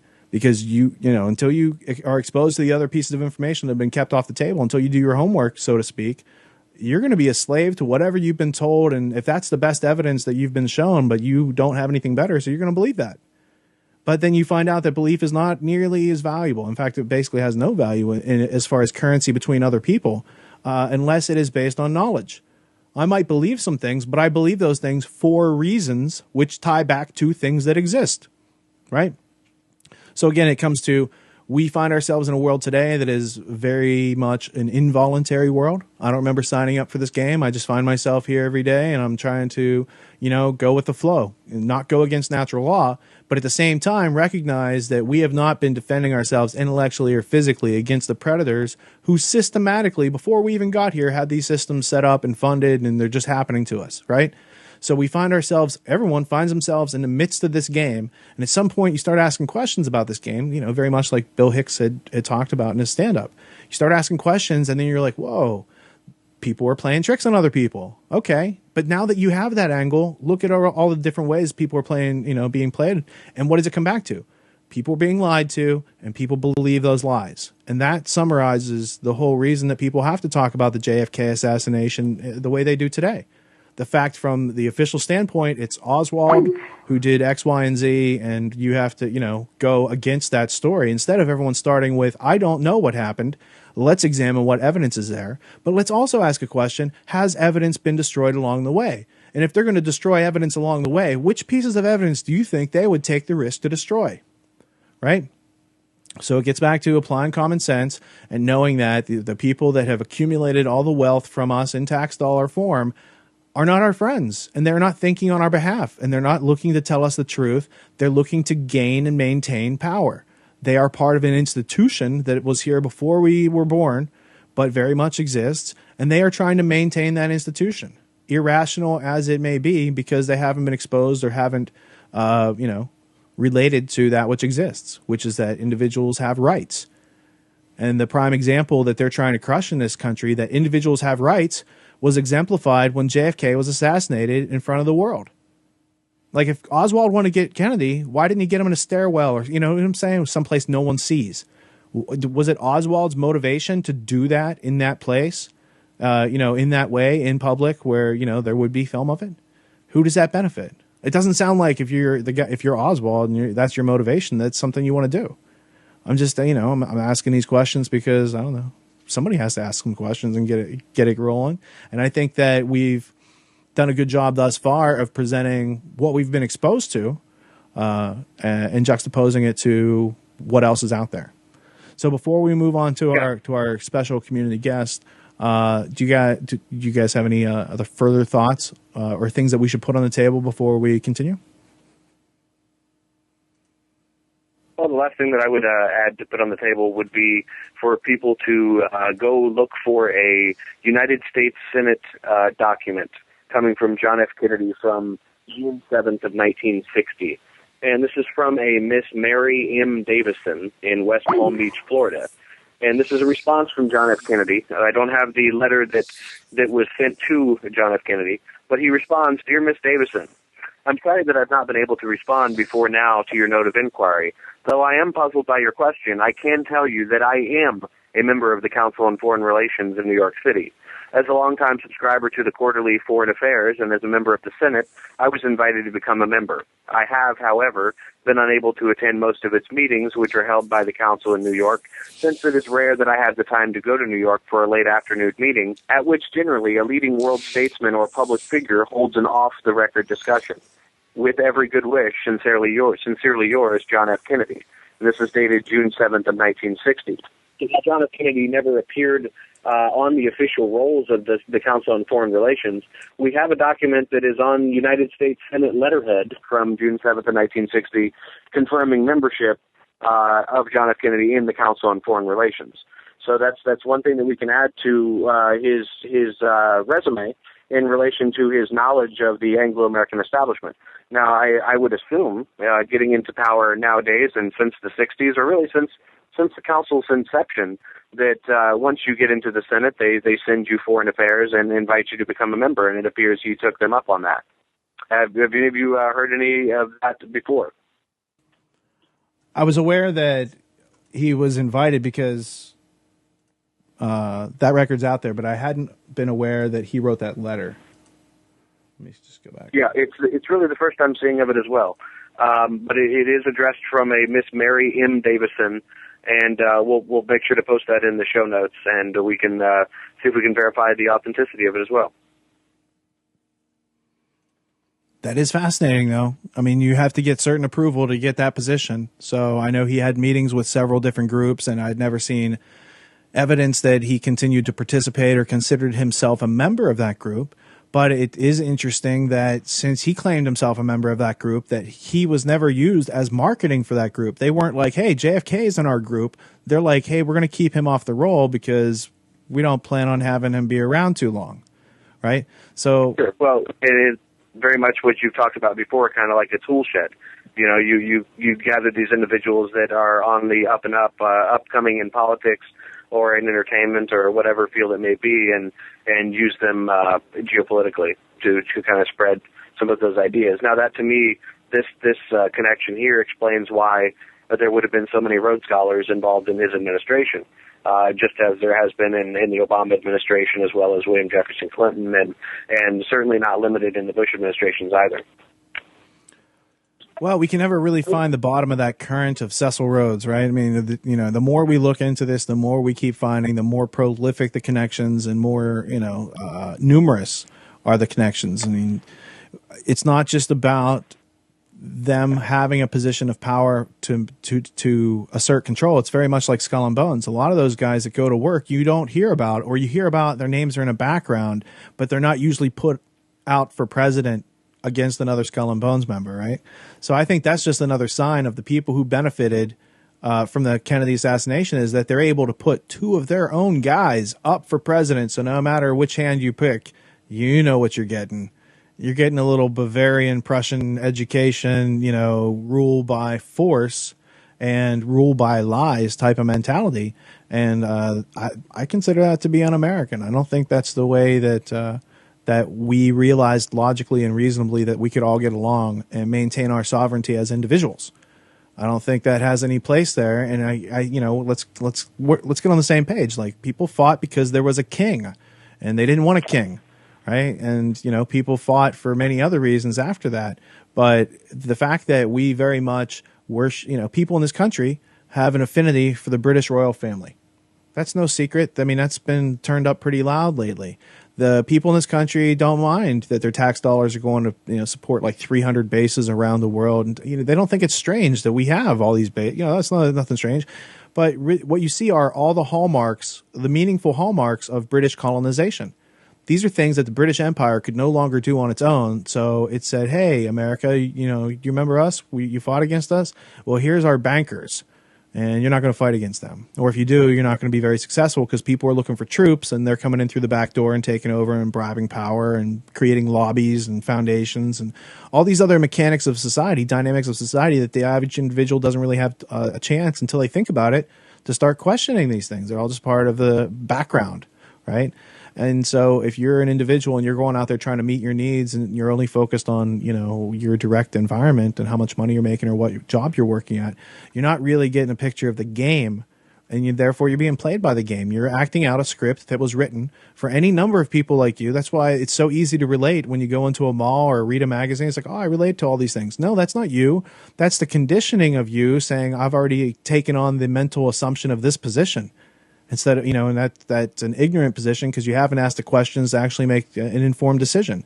And this is what Dulles means, why people don't read. He's like, they're not going to catch on. And if they do, it's going to take so long because they're going to have to find out what was taken out of our education system, replace it, start to apply it, and reprocess all that data that they thought they knew. Most people don't want to do that. And so when you go through the barriers and hurdles to actually get to where we're at, where we're actually questioning and positing that, yes, there's a very well-known history and it's very well documented that people, unlike Oswald, were behind this, benefited from it, continue to cover up, and continue to take action and create events like this artificially. So, Hey, Rich, I just wanted to share one paragraph from an article that actually, some of my listeners might be surprised to learn this, is on LewRockwell.com by Robert Murrow. It's called Lyndon Johnson, the CIA, and the Coup d'etat of 1963. And it relates to a couple of things that you mentioned and Kevin mentioned. This is about the third paragraph in the article. The Warren Commission should have really been called, as I mentioned earlier, the Allen Dulles Commission, because he controlled it and made it the farce that it was. Dulles was probably an elite sponsor, as well as certainly Lyndon Johnson. The three hardcore cover-up artists on the Warren Commission were three Council on Foreign Relations members. Allen Dulles, who was president of the CFR from 1946 to 1950. John McCloy, then chairman of the CFR. He served from 53 to 70. And Gerald Ford, who was a CFR member of the time at the time as well. John McCloy was a Rockefeller man, former head of Chase Manhattan Bank, and very deep U.S. intelligence since the OSS days. John McCloy's nickname was the chairman of the American establishment, and he mixed at high levels of business intelligence, and he was close to the Kennedy-hating Texas business elite. Cover-up artist Gerald Ford was secretly reporting to Hoover and the FBI what the commission was doing. In 1970, Newsweek called Gerald Ford the CIA's man in Congress. The CFR, especially 40 years ago, was heavily Rockefeller-influenced, and its top players were deep CIA. The CIA has been called the military wing of the CFR, and that's actually not very far from the truth. The CFR was in its heyday from 1950 to 1990. So this is a nice long piece that I was surprised to find on Lew Rockwell, but definitely worth a read. It's written by Robert Morrow. I would also just recommend reading John J. McCloy's Wikipedia page, because I just learned he's from Stamford, Connecticut. He's Assistant Secretary of War during World War II, President of the World Bank, U.S. High Commissioner for Germany, Chairman of the Chase Manhattan Bank, Chairman of the Council on Foreign Relations, became a prominent presidential advisor, served on the Warren Commission, and he's part of the group of elders called the Wise Men. Now, this World Bank thing, I just mentioned Eugene Meyer and the World Bank, and he being the first president and he owning the Washington Post. Oh, this guy worked for Eugene Meyer. And in fact, on the right-hand side, it says, preceded by Eugene Meyer. Oh, who's Eugene Meyer? That's the guy we were just talking about, the Watergate, like all this stuff. It's like, there's a few people involved, and you have to question, what is this dude's allegiance to the country when he's the chairman of the Federal Reserve and first president of the World Bank, father of Katharine Graham, who continued to go through and publish the Washington Post, and her husband, Phil Graham, I believe is his name. And then McCloy has ties to I.G. Farben. The Marshall Plan. I mean, you have to just dig into any of these things and be like, these guys aren't our friend. These guys aren't people to tell us the truth. These are people who abuse power. These are people who side up with other cronies and other murderers and help to commit genocide and help to cover up genocide. Right? I mean, that's the reality of what we're talking about when we see people on this report. Earl Warren is a Grandmaster Freemason. He's way high up there. So he has a secret oath. The rest of these people, Richard Russell, you check and see what he does.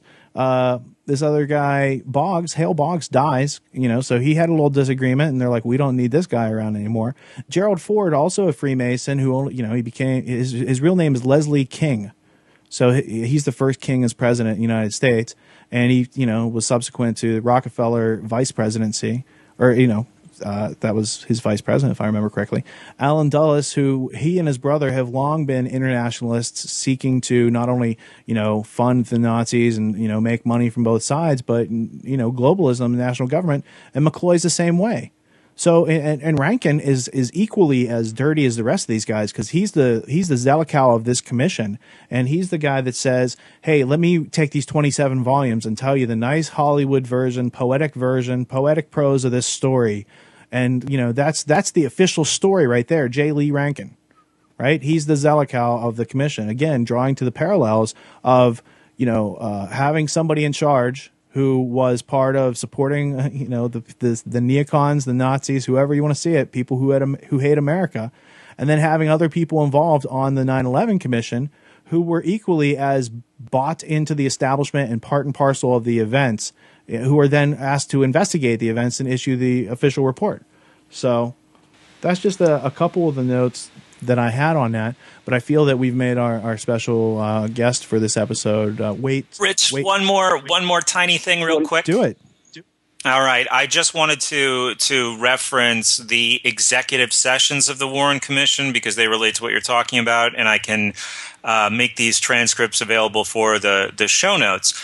But Hale Boggs was killed in 1973, or he died in a plane crash in 1973. And there's an interesting exchange during one of these executive sessions that's captured in a reporter's transcript. That there is apparently this revelation. This is in January of 1964 during the commission. There's this revelation that there is a relationship between Oswald and the FBI.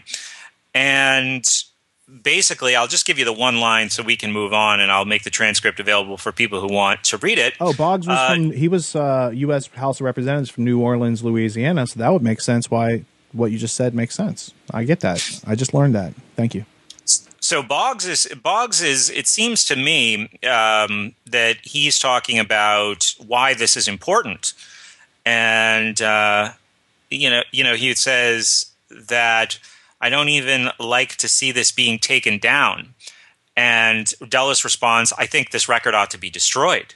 Do you think we need a record of this? And what they're talking about is this trail that I spoke of earlier of Oswald. So there's the trail for the public. Castro, pro-Cuba, Cuban fair play, Soviet defector. But they also have their own trail of government records that Dulles seems to be saying to Boggs here yeah, this just goes in the shredder. And like I said before we started, there's nothing suspicious about the former recently fired head of the CIA saying, yeah, we don't need to show people these documents. That's, I think, par for the course.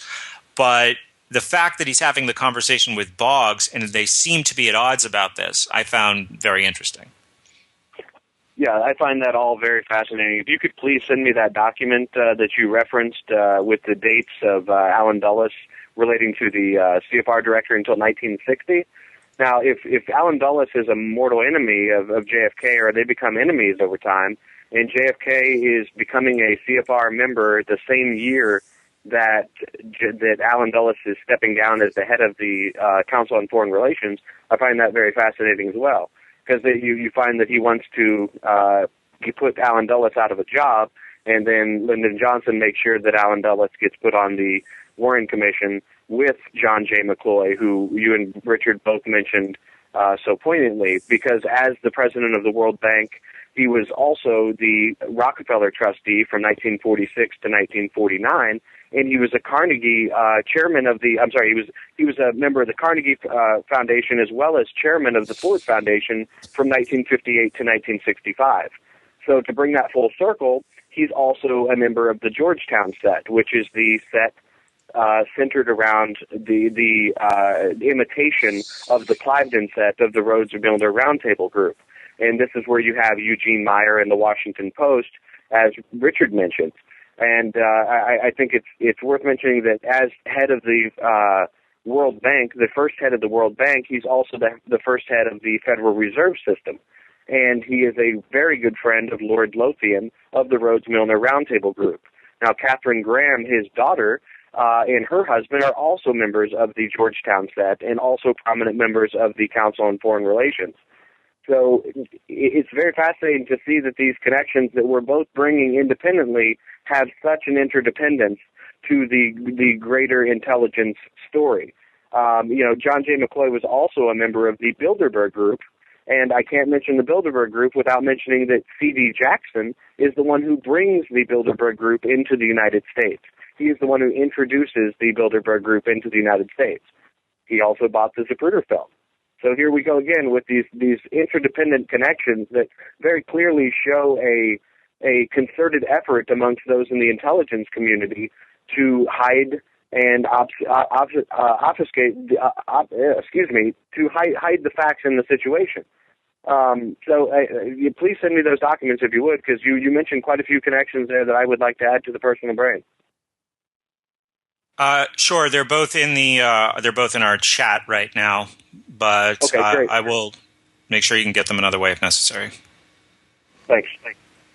Once again, thanks for that tour around the brain, Kevin. I found that interesting, and I think anyone who actually sees this video after it's live and wants to pause and dig into the brain model, and this is the type of education. It's not formalized. This is like a do-it-yourself curriculum, but it's the type of education that no university on this planet is going to give you. That which you could give yourself by putting some question marks instead of periods at the end of your sentences, and let your curiosity run amok, because there's substantial things for your curiosity to find. Call it a treasure hunt, scavenger hunt, whatever, however you want to, make it into more fun than what you think learning is. But at the end of the day, it's like consciousness is learning. And learning is thinking, and thinking is asking the questions that lead to positive identification of that which exists. We call that truth. And I don't call myself a truther, but a truther would probably be someone who goes through a process like that and then communicates useful knowledge to other people. I know that while Kevin's speaking, there's connections that I've read and researched that aren't in the brain. So I'm taking the advantage that, you can have your own brain model. You can start from scratch. You can have the one that we have, or you can get Kevin's model or wherever you want to start. But it's not all in there. And the idea is, as you familiarize yourself with it, just as you saw me doing with my own model, you find things, this should be connected, and this wasn't connected, or this wasn't added, and these sort of things come up. And that's the living aspect of your learning being memorialized in that model. And it helps your recall. I mean, if you wonder how Kevin or I can draw some of these facts to mind, it's because I've taken and associated actions with those thoughts, and I have something of substance that I know I can rely upon. And because I have that thing of substance I know I can rely upon, I don't always need it. I can just use what's up here between my ears, right? But having this thing where I've captured it and made it useful and tried to share it with others, that's equally as valuable and useful, because we're all individuals undergoing a survival experience, you know, in one frame or another. And JFK didn't make it that far in his survival experience. I'm almost older than he was at the time of his death. And that's, well, he was a president and he had control of nuclear weapons and stuff, you know, that's pretty far out. So it's like, what's the difference between the average individual who's told any of us could become president and these people who all seem to be related becoming the president? You know, having two skull and bones guys run against each other for president is like, oh, is that what I was told? No, that's not what I was told. What I was told doesn't match up to reality, so I had to abandon what I was told and actually go with, oh, you can actually get a book on the lineage of American presidents, and it builds out the genealogy, and that's it's a pricey book, but it's out there, and that evidence is there, and it's more importantly maintained by the British Empire, by the peerage. The people that keep track of the lords and, you know, the ladies and the duchesses and, you know, all this stuff, the people who have proprietary special rights according to their system, which America was trying to, shed. That's what they wanted to shed. They came from a place where everything was on lockdown, where everything was already owned, where you were a serf, where you had no rights, but these other people could do whatever the fuck they want, right? People came here to escape that for centuries. Right? And now we live in a place where all our energy is being harnessed to create the exact same thing that we were told. And you know, it is a logical, reasonable reason to resist. That is a messed up situation. You should not voluntarily contribute to it, and you should resist it. Whether it's 1776 or present day, it's the same thing. And what they've done is colonialized our minds to think, oh, it's okay for us to go over and go to war with Iraq or Afghanistan. They had nothing to do with 9/11 in reality, but if some people tell you stories like Colin Powell and he shakes that vial and everyone gets scared, people turn off their thinking and they say, hey, authority figure, protect us. And the ability for the state to exist over millennia shows that they have been able to harness fear. Instead of using, spears and chains and cages, they said, how can we control more people with less resources? They're like, hey, let's go with fear. That worked for gladiators back in the Roman times. It works for people today. People were scared. They live in a mindset of scarcity and consumption instead of, productivity and production. It's like, you can choose how to see the situation to some extent. And you have to say, I could, be, oh, well, these people are very powerful and they're very rich and they have all the information and I'm just a victim. So I'll continue being a pawn the rest of my life. Or I could start asking questions and start to think my way out of this and start to write my own script in life, start to do some things that move me because they are the right thing to do. They are the thing I see that's necessary. They are the things that I would want someone else to do for me if I were in this situation. So because I think we're all in this situation, we gain when we do it for ourselves, when we take responsibility for ourselves and our own minds and our own learning. And then we also take the responsibility for formulating and formatting that information so it can be shared with others to, if nothing else, spark their imagination and creativity so that they can go and start look for themselves and discover the world. Because if you haven't asked these questions, you haven't discovered much. And so that's a great thing. There's all this stuff out there to get to know. And you've got the rest of your life to do it. That sounds like a good thing to do. It's better than watching some sitcom on one of these stations and getting interrupted with commercials every couple minutes. So the point being, this history deeply is enmeshed in the fabric, not only of the history of our country, but in the trauma-based mind control of the individuals in this country. If they hadn't successfully gotten away with JFK and hadn't successfully gotten away with the Warren Commission and Watergate and all these other things, and BCCI, you could have never had 9/11. But when you prepare a population to be in fear, to shut off their thinking, to not ask questions, to trust authority, to discard any relevant evidence that doesn't fit in with the official story, then you've got people on lockdown. Then you've got them under control. Then you can really abuse their resources. Then you can fuck up their foreign policy. Then you can do all these things that have been done in Cecil Rhodes' name. And he's not anyone special except that he's like, hey, he's like the Machiavelli of his time. How can he make himself of use to the empire? Great fucking idea, Cecil. Great idea, right? So like, these are the things we inherit as individual human beings growing up in North America, speaking English, but we don't have any other way to communicate right now, so we got to do the best we can within the slave system we're in. Recognizing you're a slave, now you're a prisoner. You're trying to escape. And that's, I think, what you're trying to do by figuring out any of these machinations, because it's not about who pulled the trigger on Kennedy or pulled the triggers on Kennedy, or however that situation went down, or even like the people driving planes and buildings on 9/11. Whatever made those explosions doesn't matter. What matters is that we're being lied to by the people that we take our information from, that we take our education from, that we take our leadership and foreign policy from, and that it's been going on a long time, and we can learn our way out of it. We can learn not to believe the lies, and we can communicate with each other. And I think those are the unintended consequences 50 years later that they didn't think about.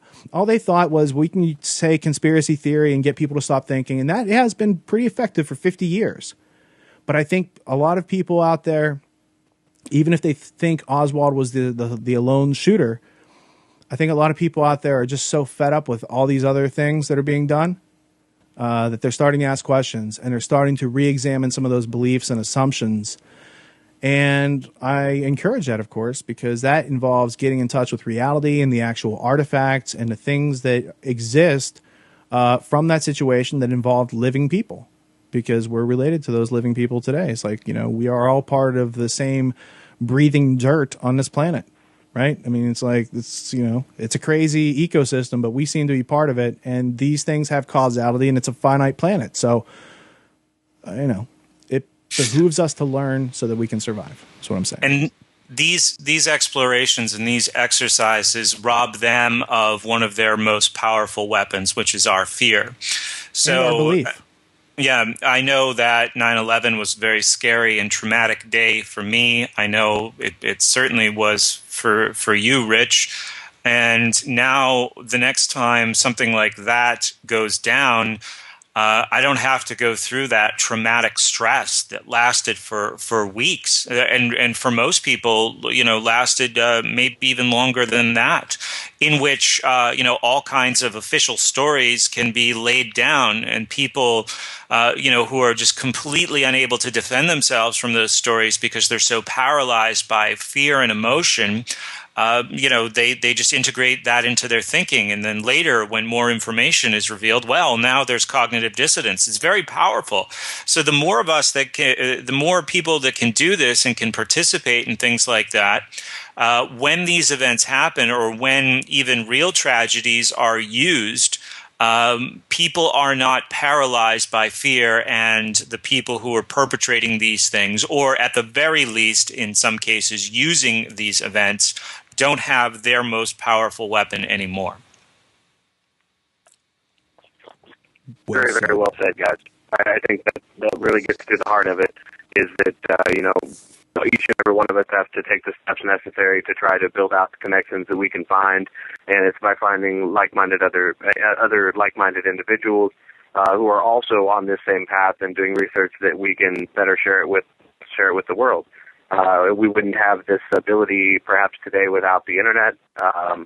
There's a lot of this information has not been brought to the forefront until now. The connections that we've discussed to really only scratch the surface as to the motivations and the intentions of not only this event, but the direct connections to 9/11. So I think, really we're doing a service, not only for ourselves and our own understanding, but trying to build people forward in a terrain that can be very overwhelming. That too is well said. And with all that being said, I'm going to take the opportunity now in this Peace and Quiet to introduce a member of the Tragedy and Hope online community who happened to also be interested in the words of Mark Passio, who attended the event here in New Haven a couple months ago, and who made himself known. And so it's sometimes surreal to meet people who listen to the podcast, because you're just people coming up to you and they're like, hey, I listen to the podcast, and you start talking to them, and now you're getting to know somebody with whom you have a great deal in common, and it's like an unscheduled meeting. You're getting to know people. It's like, oh, you make the connection.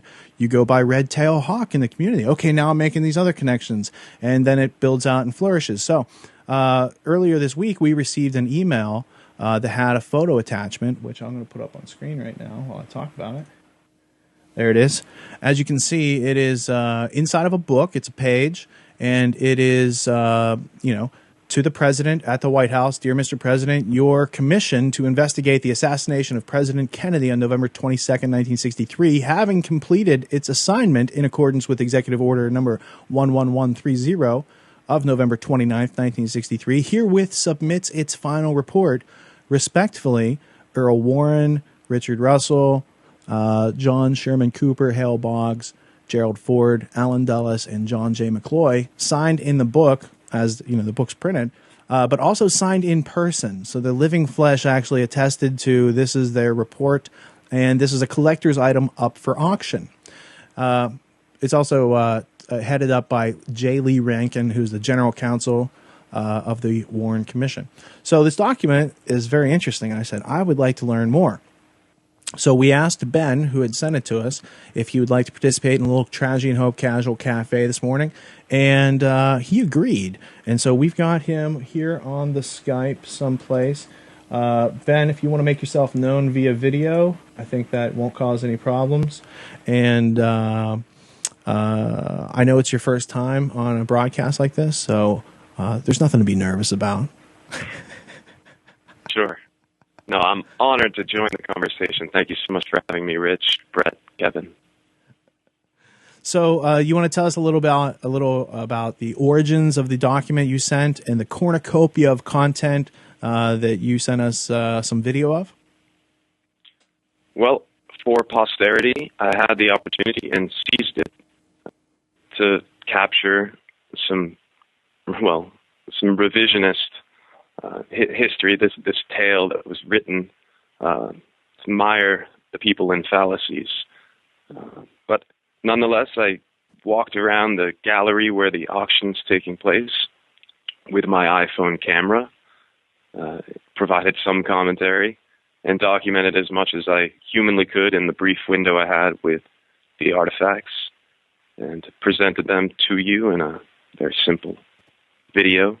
I had the opportunity to flip through that original first edition signed copy of the Warren Commission Report, Volume 1, 888 pages. So I have all of those pages documented, and I've begun to side-by-side them with what's available in the public domain. And so far I haven't detected any discrepancies, although there probably won't be any. But yeah, there's an incredible amount of a vast collection of Kennedy artifacts being auctioned off right now, and tomorrow and Sunday. Yeah, I think that's what I was most impressed about when. There's the photo, and then we asked for more, and then he sent us a link to a video, which if I have time, I'll cut some of it into B-roll on what we're doing right now. And basically, I was like, I was impressed first off by having access to all these artifacts and being allowed to film them. And so he's walking around, and after a while I'm thinking, what's he filming this on? And then I realized he's filming it on his iPhone, and I'm like, damn, this is a lot of content. It's good footage. And it's like an hour of watching Ben walk around and look at the various artifacts and kind of narrate what some of them are. And then maybe the last half hour of it is he and his girlfriend flipping through the Warren Commission report and basically having a if you wanted to pause, you could read that page and verify that it's the same in this report right here on my desk, which is also 888 pages and seems to, at least from what Ben was showing in the video, I went to this copy right here and verified page for page what I was seeing. And so there was one particular page. Let me see if I can find it real quick. It was maybe right here. The title is, I got to put this up. They have a whole section that Oswald was not an agent for the U.S. government. So there's like a whole section they're telling, no, he was, But basically the fallacy that I see repeated over and over is that they say he wasn't CIA or FBI, but I don't see anywhere where they deny that he's Office of Naval Intelligence, much like Bob Woodward's heritage, if you get into where he came from and why he's working on Watergate case. So I'm just saying that it's these little nuances, and when people are sheep dipped, as Corbett pointed out, Oswald the Patsy, the sheep dip Patsy video, which is excellent, and I learned several new things. Whatever you see in media never represents all that you know, But if you can learn some things in there, you see some things that are familiar, but if you can learn a couple new things from each thing that you're putting together or checking out, either way, as a content creator or as a content consumer, if you can offer a couple novelties while still telling, here's the official story that you may be familiar with, here are some things you might not be familiar with. It's always a critical mix of content, because if you present people with everything that they're not familiar with, then they can't really attach it back to reality. So you have to start with the bridge of empathy. We're all experiencing this place and, come in contact with this data, and we're trying to sort it out. So given that, if you're familiar with piece X, Y, and Z, then I can connect you with what's going on from that, if I know about that. And if not, I can go learn about it. So I think it's just about it's the use of a methodology to discover that which exists, but it's the iteration. It's the repeating of that. It's the sometimes coming across some rhetoric, questioning its logic, and getting into its grammar. Right? So, just because you have this thing called the trivium, input, processing, output, doesn't mean that it doesn't start with you observing somebody else's process, noticing the contradictions in their logic, and then getting into the grammar whereby you build forward, taking out those contradictions, and now you might be left with something that's truthful or factual or actual, and you can continue going on, right? So, I'm just saying that without the corruption without the systematic corruption in public schooling, you wouldn't have a population that is so intellectually defenseless, unable to find the truth, unable to articulate it and organize it and get other people to take meaningful action. Because if you can't get people to take meaningful action to protect themselves from this predator, and you're not working your way toward that, then what are we doing? What are we doing? It's like, if it's not useful in that direction, it's like there's macro and micro survival. It's like there's survival of the individual and survival of the species. Species can't survive without individuals. Individuals are being snuffed out right now, and they're just going to make a bunch of flesh robots until they can make automatons and, whatever, things that don't die that they can just reprogram and wipe and whatever. It's just this sickness of trying to assert total control over nature that really drives collectivism.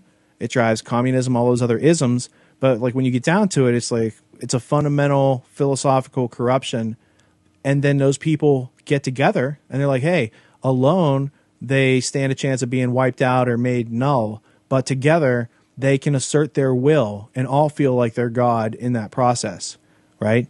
And so that's kind of what we're up against. People who think and act like they are God without being creators. They are simply destroyers. They take what other people create and they plunder or destroy it. And that's how they gain their power. It's been going on for 5,000 years. And if you are alive and breathing on this planet, that's something that you should know and that you should pass on to people who come here after you.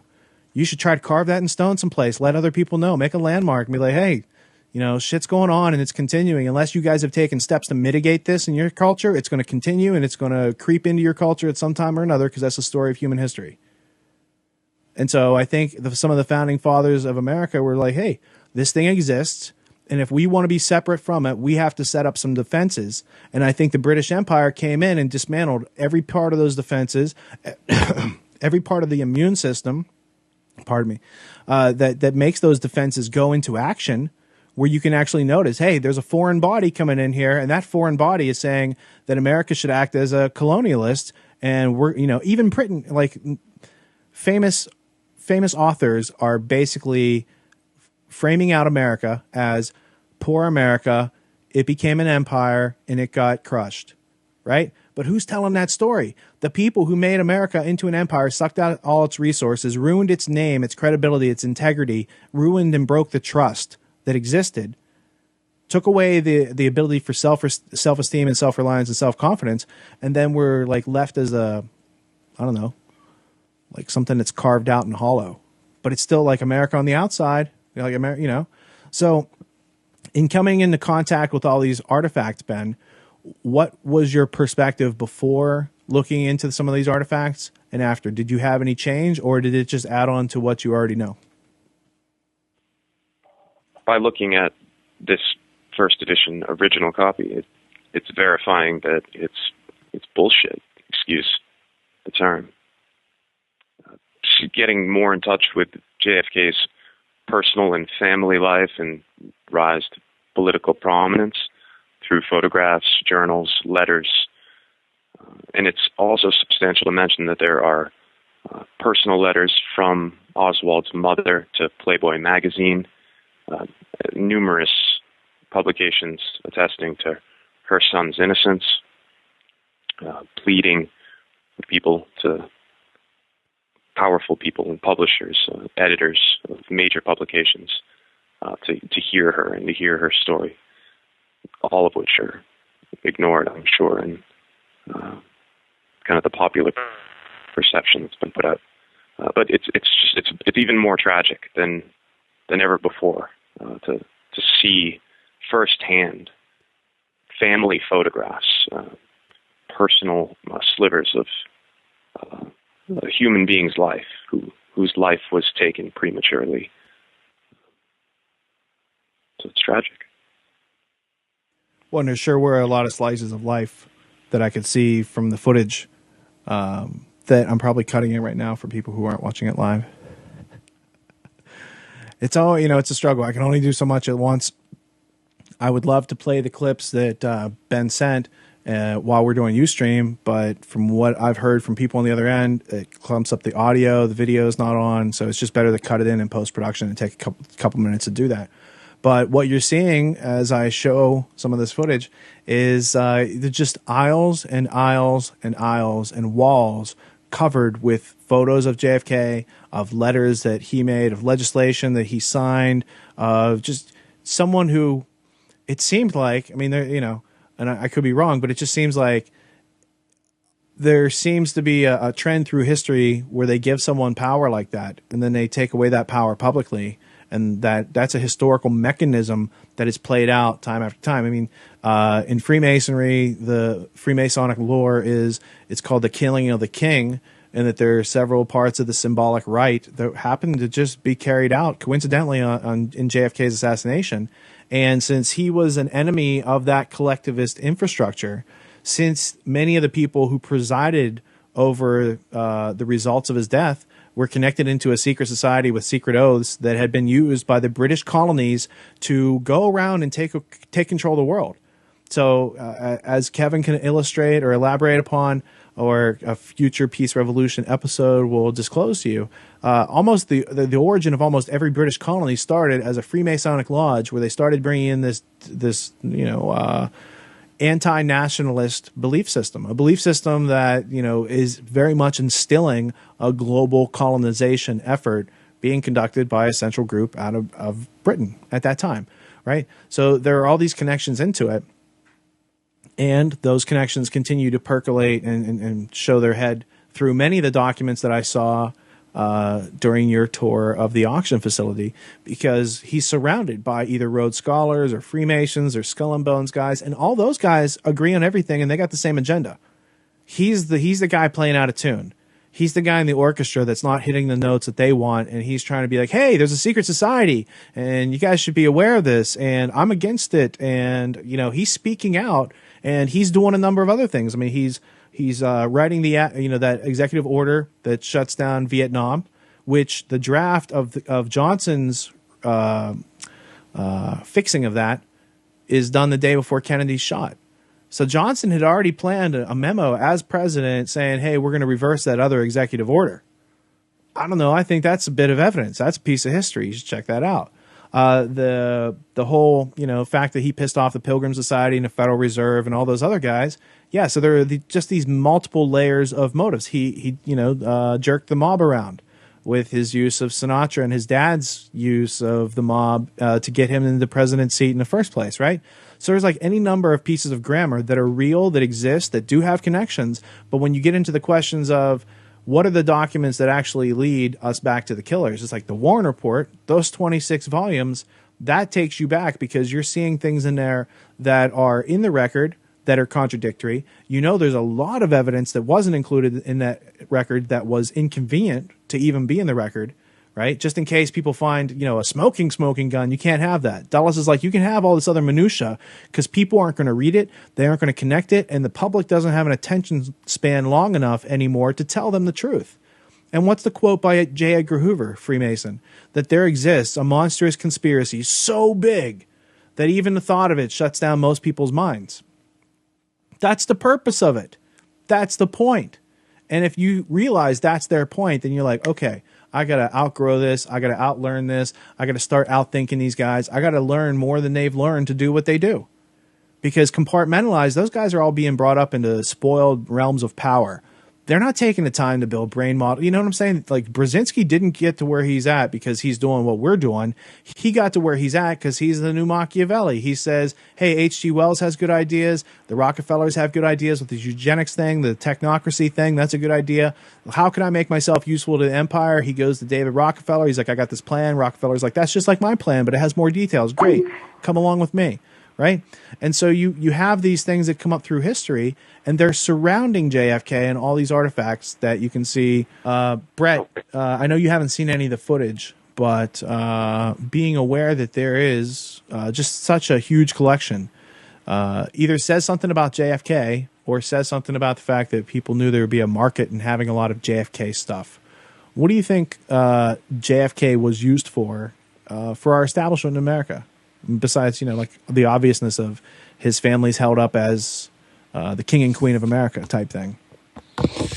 Well, I think there's that aspect to it. There's a warning aspect to it for sure. When you follow some of the things he said and what he stood for. And I'm not talking, the speech that Kevin read from is certainly very interesting and very telling. But, JFK was really the first television president, and actually had the privilege, I don't know if I'd call it a privilege.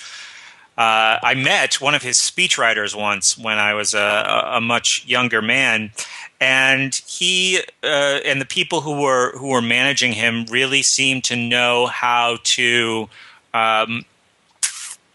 project this message of hope and excitement about the future of the country, relying on a lot of things that you've already mentioned. There's a couple of times that you were talking, Rich, some of the things that you were saying were sounding a lot like things Kennedy said in the early 60s. And, people saw that hope extinguished in 1963, essentially on television. So I think there's that aspect to it. How useful he was in other respects as far as the establishment is concerned, I don't know. I'd probably throw to Kevin on that. Well, I think it's useful. What you're observing is that they built him up as a torch, and then they extinguished him publicly. Did something like that happen on 9/11? Did everyone focus on this torch, and then they extinguished it suddenly? Yeah. Yes. More patterns. Oswald, Arabs. It must be them, right? It must be. They know us so well. I don't know, man. It's like I'm interested to hear more about this collection. Where was this event held again, and who is the benefactor of the sales of these items? The auction's being held by a local family-owned auction house. It's an estate that's basically there are benefactors outside of the auction house. They're kind of selling the estate on behalf of a private family. And then there are a number of other heirlooms for sale, a Hemingway collection, many other items unrelated to JFK, just kind of period pieces. I'm not sure who the specific benefactor is. I'm sure the auction house will get some percentage. But they're private heirlooms. Whoever owns them had to be very close with the Kennedy family, if not a member of the Kennedy family.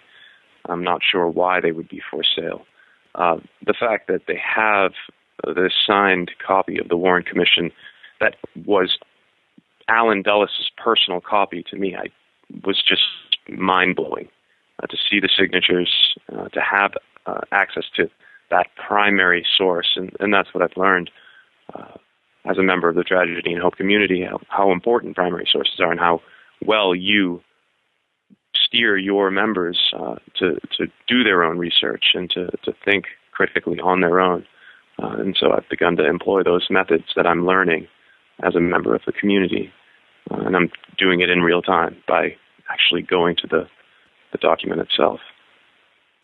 Well, I thought that was a great example, and it was definitely timely, and I think that's why I ended up taking action on it.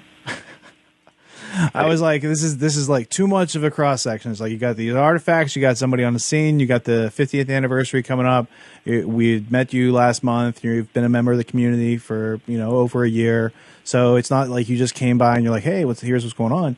So I was like, this is definitely worth sharing, and you are definitely well spoken and well informed, and despite the Skype bad connection, you're well equipped. You got a good mic, and you had a clear video signal before we started Ustream. Right on. And I thought it would be, it'd be it's a real trip for the audience to, check out these artifacts. But I thought maybe having Brett and Kevin here on the phone to ask questions like, who put this together? And because they haven't seen it, but when they see how many artifacts and the quality of these there's 1,500 lots from what Lisa had read on the auction site.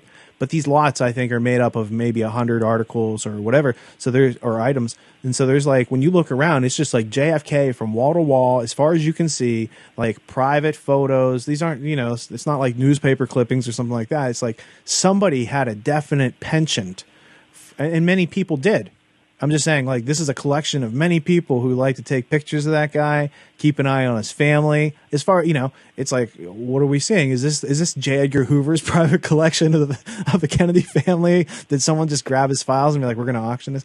So I'm not saying that's what's going on. I'm just saying, like, when I first saw it, I was very impressed, because what I was seeing on my screen was more memorabilia on one guy than I had ever seen in one place at once. And that's like, they have presidential libraries where that whole library is about that dude. This is like way more stuff than you would see in a presidential library. And I think it's fantastic that you were on the scene and you're like, hey, I have an iPhone.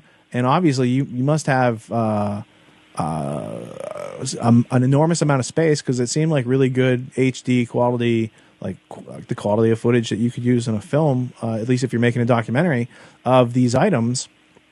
And it was useful. I thought it was really cool that there's some John Lennon playing in the background, so there's a little musical soundtrack that'll keep it from being uploaded to Ustream. But it's a nice interlude, because when you juxtapose the words of another guy who got shot to this other guy that you're looking at, and you're seeing, like, here's an entire life that was snuffed out by people who still draw power from that assassination.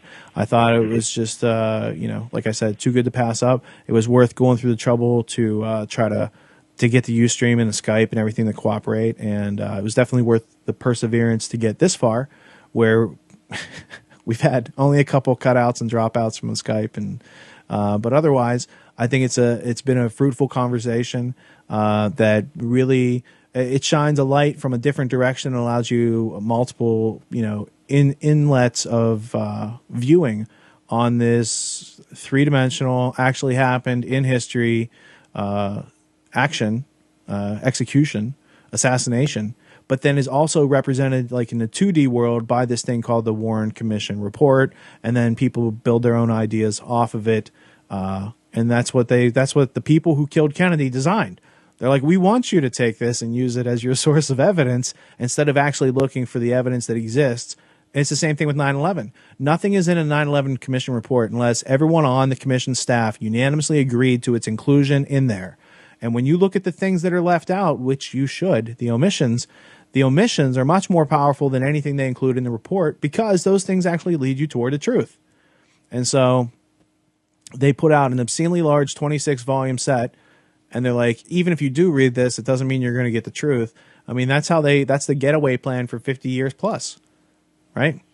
I mean, that's what we're talking. We're talking about tracking the people from that crime through the getaway. And they're like still getting away and getting away with it. And we're bailing them out. And then the government charges the people we bail out. And that money just goes back and forth among people who are in the same, small cadre of people. And I think that the Warren Commission exemplifies that. And I think the 9/11 Commission exemplifies that. And there's an obvious point that's going to continue to be driven home through human history if we don't learn from it. Right? And that is that there are people here who wish to plunder and destroy any production that individuals make in order to gain and attain power. They also hide useful information in order to gain and attain power. They create psychological warfare and use fear to gain and maintain power. So, I mean, these are simple dynamics that we could all be taught about before kindergarten. You know, here's how to tell when someone's lying. Here's what goes on outside in the world. Many of the people were nice. These are great people. We're all being victimized by the system. Some of us recognize it, and the others don't. And they're like, hey, you know, why are you trying to escape from the plantation? You belong to the master. You should stay here. I mean, that's just like the story told in the Matrix. Anybody in the Matrix could be a potential agent, because without programming yourself, you're running the Matrix's operating system, you know? So I think that's a good opportunity to introduce a little Q&A. If Kevin, Brett, or Ben have any questions, topics for discussion, things that we should have mentioned before we move to the crescendo of the episode. Sure. Actually, I just wanted to throw out there one final point regarding the JFK assassination that kind of has us to this point today. Is if you discuss with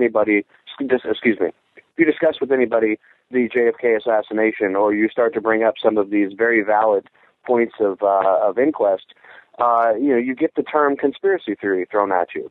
So I think we would be remiss to not mention Edward Epstein and the Central Intelligence Agency trying to shut down his inquest into the Warren Commission by creating this terminology that has evolved into the conspiracy theorist, which is a term that really, more so than casting any real accusation, it really just exemplifies one's own lack of thought about these issues. And to back that up, in January of 2013, Robert F. Kennedy Jr. came out quite publicly and acknowledged that his own father, later to be assassinated, RFK, did believe that there was a conspiracy to assassinate his brother. And while he publicly, kind of acquiesced to the Warren Commission's findings, he privately was very dismissive of its results. So I think, when there's individuals of the Kennedy family themselves who are coming out and showing that there is a disbelief of this previous story, there's a real need to go back and investigate this even further, and to cast away this kind of pejorative conspiracy theorist rhetoric and frame things in a much more legitimate manner, as I feel we've done today.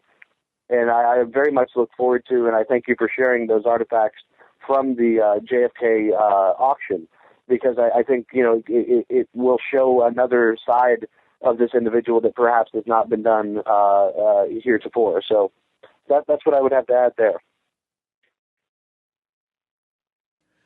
I was just clicking through, and people can see this at home. I remember to cut to the camera angle. I didn't do it till after I did it while you're talking, so I missed part of it. But regarding what you're saying, it's like, okay, I'm boiling it all down. I'm thinking, who controls who? You got the JFK assassination. He's protected by the Secret Service. Secret Service is a function of the Department of Treasury, and above that, you have the chairman of the Federal Reserve Bank. Now, if you go to chairman of the Federal Reserve Bank, you got people like Eugene Meyer, who I have to put in there manually. And then you come back to Washington Post, Ben Bradley, Operation Mockingbird. So what is Operation Mockingbird?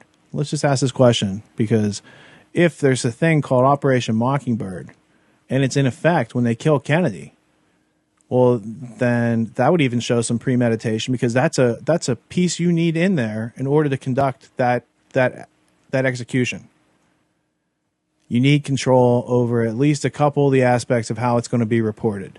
So when you're talking about Operation Mockingbird and Cord Meyer, and that connects back into JFK. So what you're seeing is, by learning about any of these people involved in the peripheral of the assassination, by digging into that, you're connecting back into the same network of people who stood to benefit, who could control the media, who could control the Warren Commission, who could control the output. And most importantly, like I'm saying, the whole identity of the Secret Service is what? Protect the president. But they also have a role in counterfeit money, because they serve the same people at the Department of Treasury. So when you have the Department of Treasury saying, hey, Secret Service, our guy says you got to stand down today because you're our dogs, and president we usually guard, but today we're not going to. And so those guys break protocols, and that's the trigger that allows the whole thing to happen. So if you want to see what's going on as far as a trigger man, then you should check out, Secret Service and what its history and origin and purpose and what its purview is and what their strategic protocols are and how those protocols are all broken. And then you have to ask yourself a question. It's like, if their whole identity is wrapped up around guarding money and guarding the president, and they stood down to let the president take that hit, then what's the other part of the equation? It's the money. It's the people that control the Treasury. It's the people who created the Federal Reserve Board that have the power to conduct that and have people like J. Edgar Hoover and Lyndon Johnson and all these other people in the CIA or whatever all jump into the same tune. So it's a finite planet. There's only so many people involved. You can go into the minutia around, Dealey Plaza and all this other stuff, or you can learn the political history that led up to that day and learn about who benefited and who was able to cover it up. And, while you're at it, who Fletcher Prouty is, because he's a pretty interesting character. And when you do that, Rich, when you get that broader picture, these strange connections at a smaller level will make a lot more sense. So, I mean, you mentioned Secret Service. 10 ideas come to mind. I'll mention a couple. Chauncey Holt, a CIA guy who was, I think he had like a background in document forgery, and he also had some mob connections. He was arrested and let go as one of the infamous tramps. He was handing out Secret Service badges that day. There's 100 sheriffs who should have been on detail with the Secret Service. They were pulled off and told to yield to the Secret Service. And then you have these other interesting occurrences like General Cabell, who was the deputy director of the CIA under Dulles, and Kennedy forced him to resign after the Bay of Pigs. Well, his brother, Earl, just happens to be the mayor of Dallas when all of this is going on, and when the sheriff's deputies under his control are pulled off the security detail.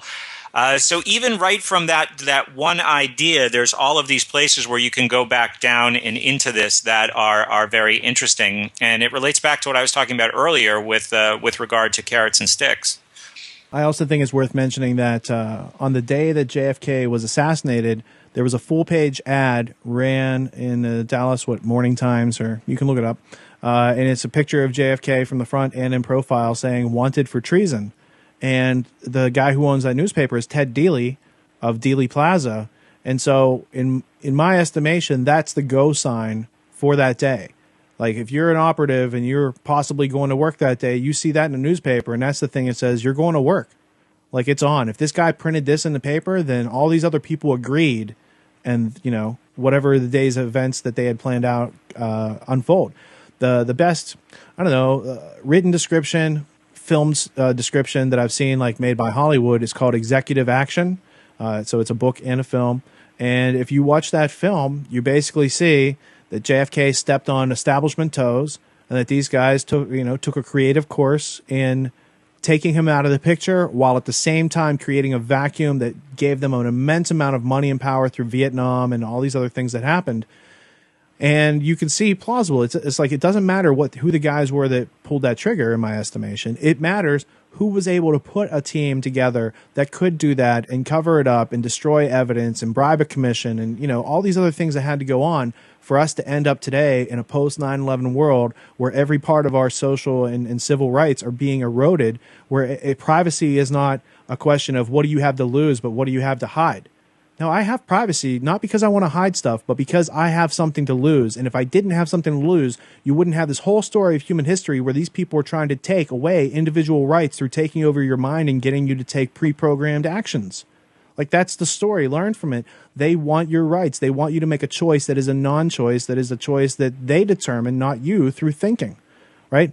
So, I don't know. So those are just some of the thoughts I had around that. But these are all important aspects to consider before deciding on. Oswald was the lone shooter, and he shot 3 bullets, and 2 of them hit the president, and one of them's magic. It's magic. All right, no creative segue. Then I'm going to go to closing comments before we wrap this call up. Ben, I'm going to start with you because you've had the least time to speak your mind. And so if you have some big filibuster, now's the time to bust it out. I'm humbled by the substantial and verifiable evidence you have all presented here today. I intend to go back to the auction, document as much more as my iPhone will hold, and upload it and get it to you, and so that we can all kind of share in the process of analysis. And thank you so much for the opportunity. I can be loquacious another time. Well said. Kevin, you got any final thoughts, questions, comments, things we should have talked about that you want to smack us upside the head about? I think we've done a pretty good job, delving into the waters that are around the JFK assassination. We could really do a show on this every day for the next month and maybe not come to a conclusion.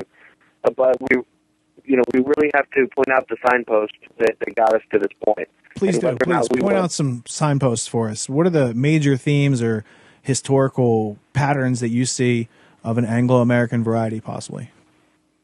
Well, I mean, particularly with the JFK assassination, I mean, I would just say that it's been used as a model. The Warren Commission, the way that was all set up, the way they stacked the deck, that was used as a model that was very successful at the time. Here we are 50 years to the day having the same conversation that they had 5 years ago or that they had 10 years ago, and not everybody's having that conversation, and that's the problem. So as we seek to enlarge the sphere of people that have access to credible evidence and credible connections in the realm of who would have benefited and where it has taken us, that's really all I feel can be done. Until the documents are available under FOIA request, or until the documents that the Bush family keeps pushing back to another 70 years, I think it is now, maybe up to 50 years before we'll have any access to the presidential archives regarding the assassination of JFK. And sadly, we may be looking at the same thing for 9/11, because we can point out these contradictions, but until you kind of light a fire and force people into action or show them where action is necessary to where they volitionally do so, I feel we're that hamster wheel going around and around again. So I think what we've done today is immensely valuable in illuminating the networks that exist around this event and around 9/11. It really is a pattern of history repeating over and over and over again. So, it's hard to look back at the intentionality of somebody like John F. Kennedy. He may have been a member of the Council on Foreign Relations, but he was very much an enemy with the director of the Council on Foreign Relations at the time. So is he speaking lip service so he doesn't show the controversial nature of that organization? Or did it take him several years before his untimely death, before he really realized the amount of power that these foreign policy think tanks and power and influence monopolies have over, what the everyday American thinks, how the government actually works. And that's really what it comes down to, is that this system of representation that is so highly touted since the American Revolution has not been a system of true representation for the people since at least the early 1900s, if not before, with the rise of the foundations that sought to exert their own influence in order to change the foreign policy of this country. It's a revolving door, and it's still going on today. And whether or not we can ascribe the same intentionality to every single Rhodes Scholar, I would never argue that. But I would argue that the organic unity of the original story is still very much in play. We live under a balance of power system where, the actions of the government are no longer reflective of the people's will. And, these intergovernmental bodies and foreign policy think tanks and international unions such as the United Nations and the European Union, all of these things play a direct and relevant role in what we're talking about today. So it's a big picture that I hope listeners of this particular podcast will find valuable, because there's much more to be built out, and I think we're moving in the right direction.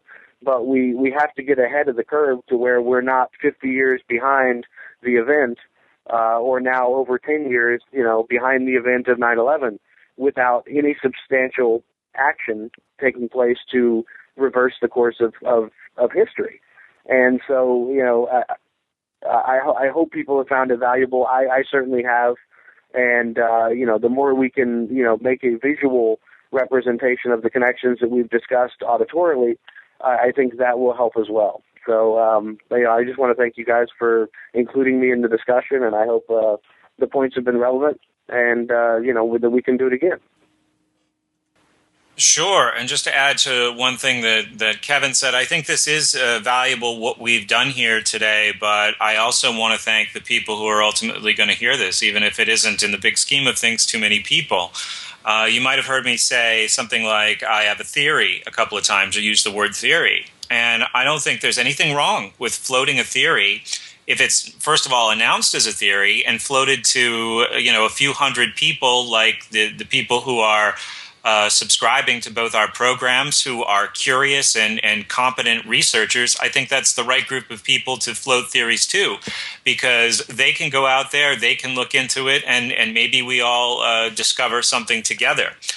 And just as far as closing thoughts on this event and events like this, I would recommend the film, if you have the time and the patience, called Evidence of Revision, which, even though I would say it does have an agenda, is relying almost exclusively on footage from the time, and it shows that a lot has disappeared down the memory hole as the result of the embrace of official stories.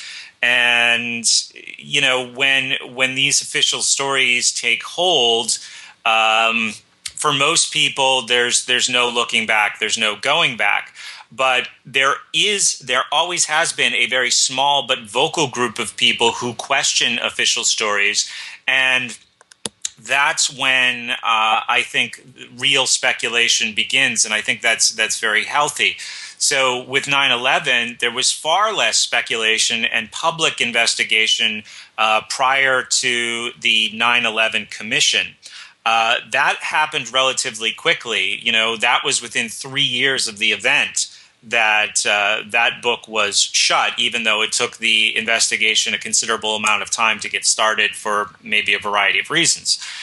With the Kennedy assassination, even though there was a lot of initial debate and speculation, and you can watch, in this documentary, news footage from the following days, and you can see how much speculation there was, but then that's ultimately quieted by the Warren Commission findings, and it isn't until the Zapruder film is released 10 years later that you see all of that, public cry for more investigation to take place.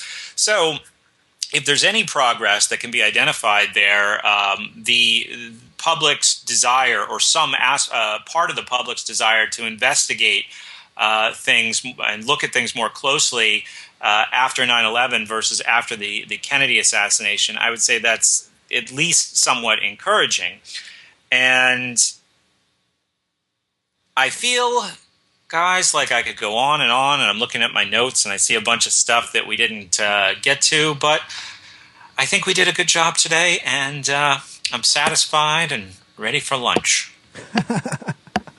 I gotta look this way to make it look like I'm looking at Brett. Let me just turn it like this.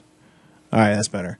It was too confusing because how it shows up on screen, Anyway, I think that was a great conversation. It was more than a conversation. It was a discussion. It brought up useful points, useful knowledge, bounced them off each other. I think we all learned something. I think if you're at home watching this and you pause the video and you start looking stuff up and you start maybe checking into the brain model, and if you've already done all that stuff, then start adding some stuff into the brain model, because as you saw during the presentation, I had to add a lot of stuff in just from what we were talking about. It was in there and not connected to this event, or it was not in there and I had to add it in there manually. And I think those are also good things, because it's like when you notice that there's something in your environment, it's there. The first rule is name it. Let's name it. Okay, it has a name. It's this person, it's this place, it's this operation for CIA or whatever. And then it goes about, okay, what's the basic grammar? Who's it involved? What did they do? When did it take place? Where was it taking place? All these sorts of ideas. And then you're like, okay, how does it connect into what I know? Well, I know about the CIA. I know about this person. I know about this other person. I know about this event. I didn't know about this. Let's add that into the brain. And so that is a physical and softwarean representation of what your mind is actually doing in creating synapses. And I have a strong argument for associating actions and learning with those thoughts because, as Kevin could tell you from doing his own brain modeling, once you get into the habit of starting to add things in and looking it up and learning about it and adding it in and connecting it to what you know about, it's not addictive, but it's so useful that you'll find yourself, you know, being thirsty for 20 minutes and forgetting to pick up the glass of water because you're so, you know, every time you learn something, there's 4 more things you got to add into the brain and look up, and you're building up this buffer. And so what I'm saying is sometimes that buffer gets so focused and concentrated into what you're doing that you got to remember to take a breath, take a drink, get up, walk around, because it seems like nature embraces that process. And when you start to participate in that process after 20, 30, 40 years of being here and doing other things, nature's like, hey, this is good for you. You know, focus a little bit more on this and a little less on that stuff they're producing out there to keep you away from this, because they don't want you to know yourself and they don't want you to know your environment. And if they can control that macrocosmic and microcosmic aspect, they control you. If you don't understand yourself, you're easily under control by your environment. And even if you know yourself, but you haven't juxtaposed that knowledge to your environment, you're still going to be easily under control. So I think that's, you know, this is witness to all of us trying to engage ourselves and drive ourselves persistently through that process of learning on a continual basis. And for our part, we thought this was a meaningful enough topic of conversation to try to get together and create a piece of media that might be useful to you now or in the future, depending on how you want to use it. So on behalf of myself and the guests today, I would like to thank you for tuning in and not dropping out, and invite you to continue checking out more. Much of what we said today pertains to Peace Revolution episode 77, which I've already released, and episode 78, which I'm about to release, which is Rise of the Surveillance State and Rise of the Whistleblowers. As Kevin illustrated earlier, JFK was a whistleblower. He's like, hey, there's secret societies. They got secret oaths. They have a very different agenda than that which we are all working toward, and our resources are being funneled toward that agenda. Beware. And I don't think that he's the first or last person to warn about it, but it is one of the more famous warnings that we have out there. So anyway, food for thought, future consideration. That concludes this morning's episode. We'll check you later.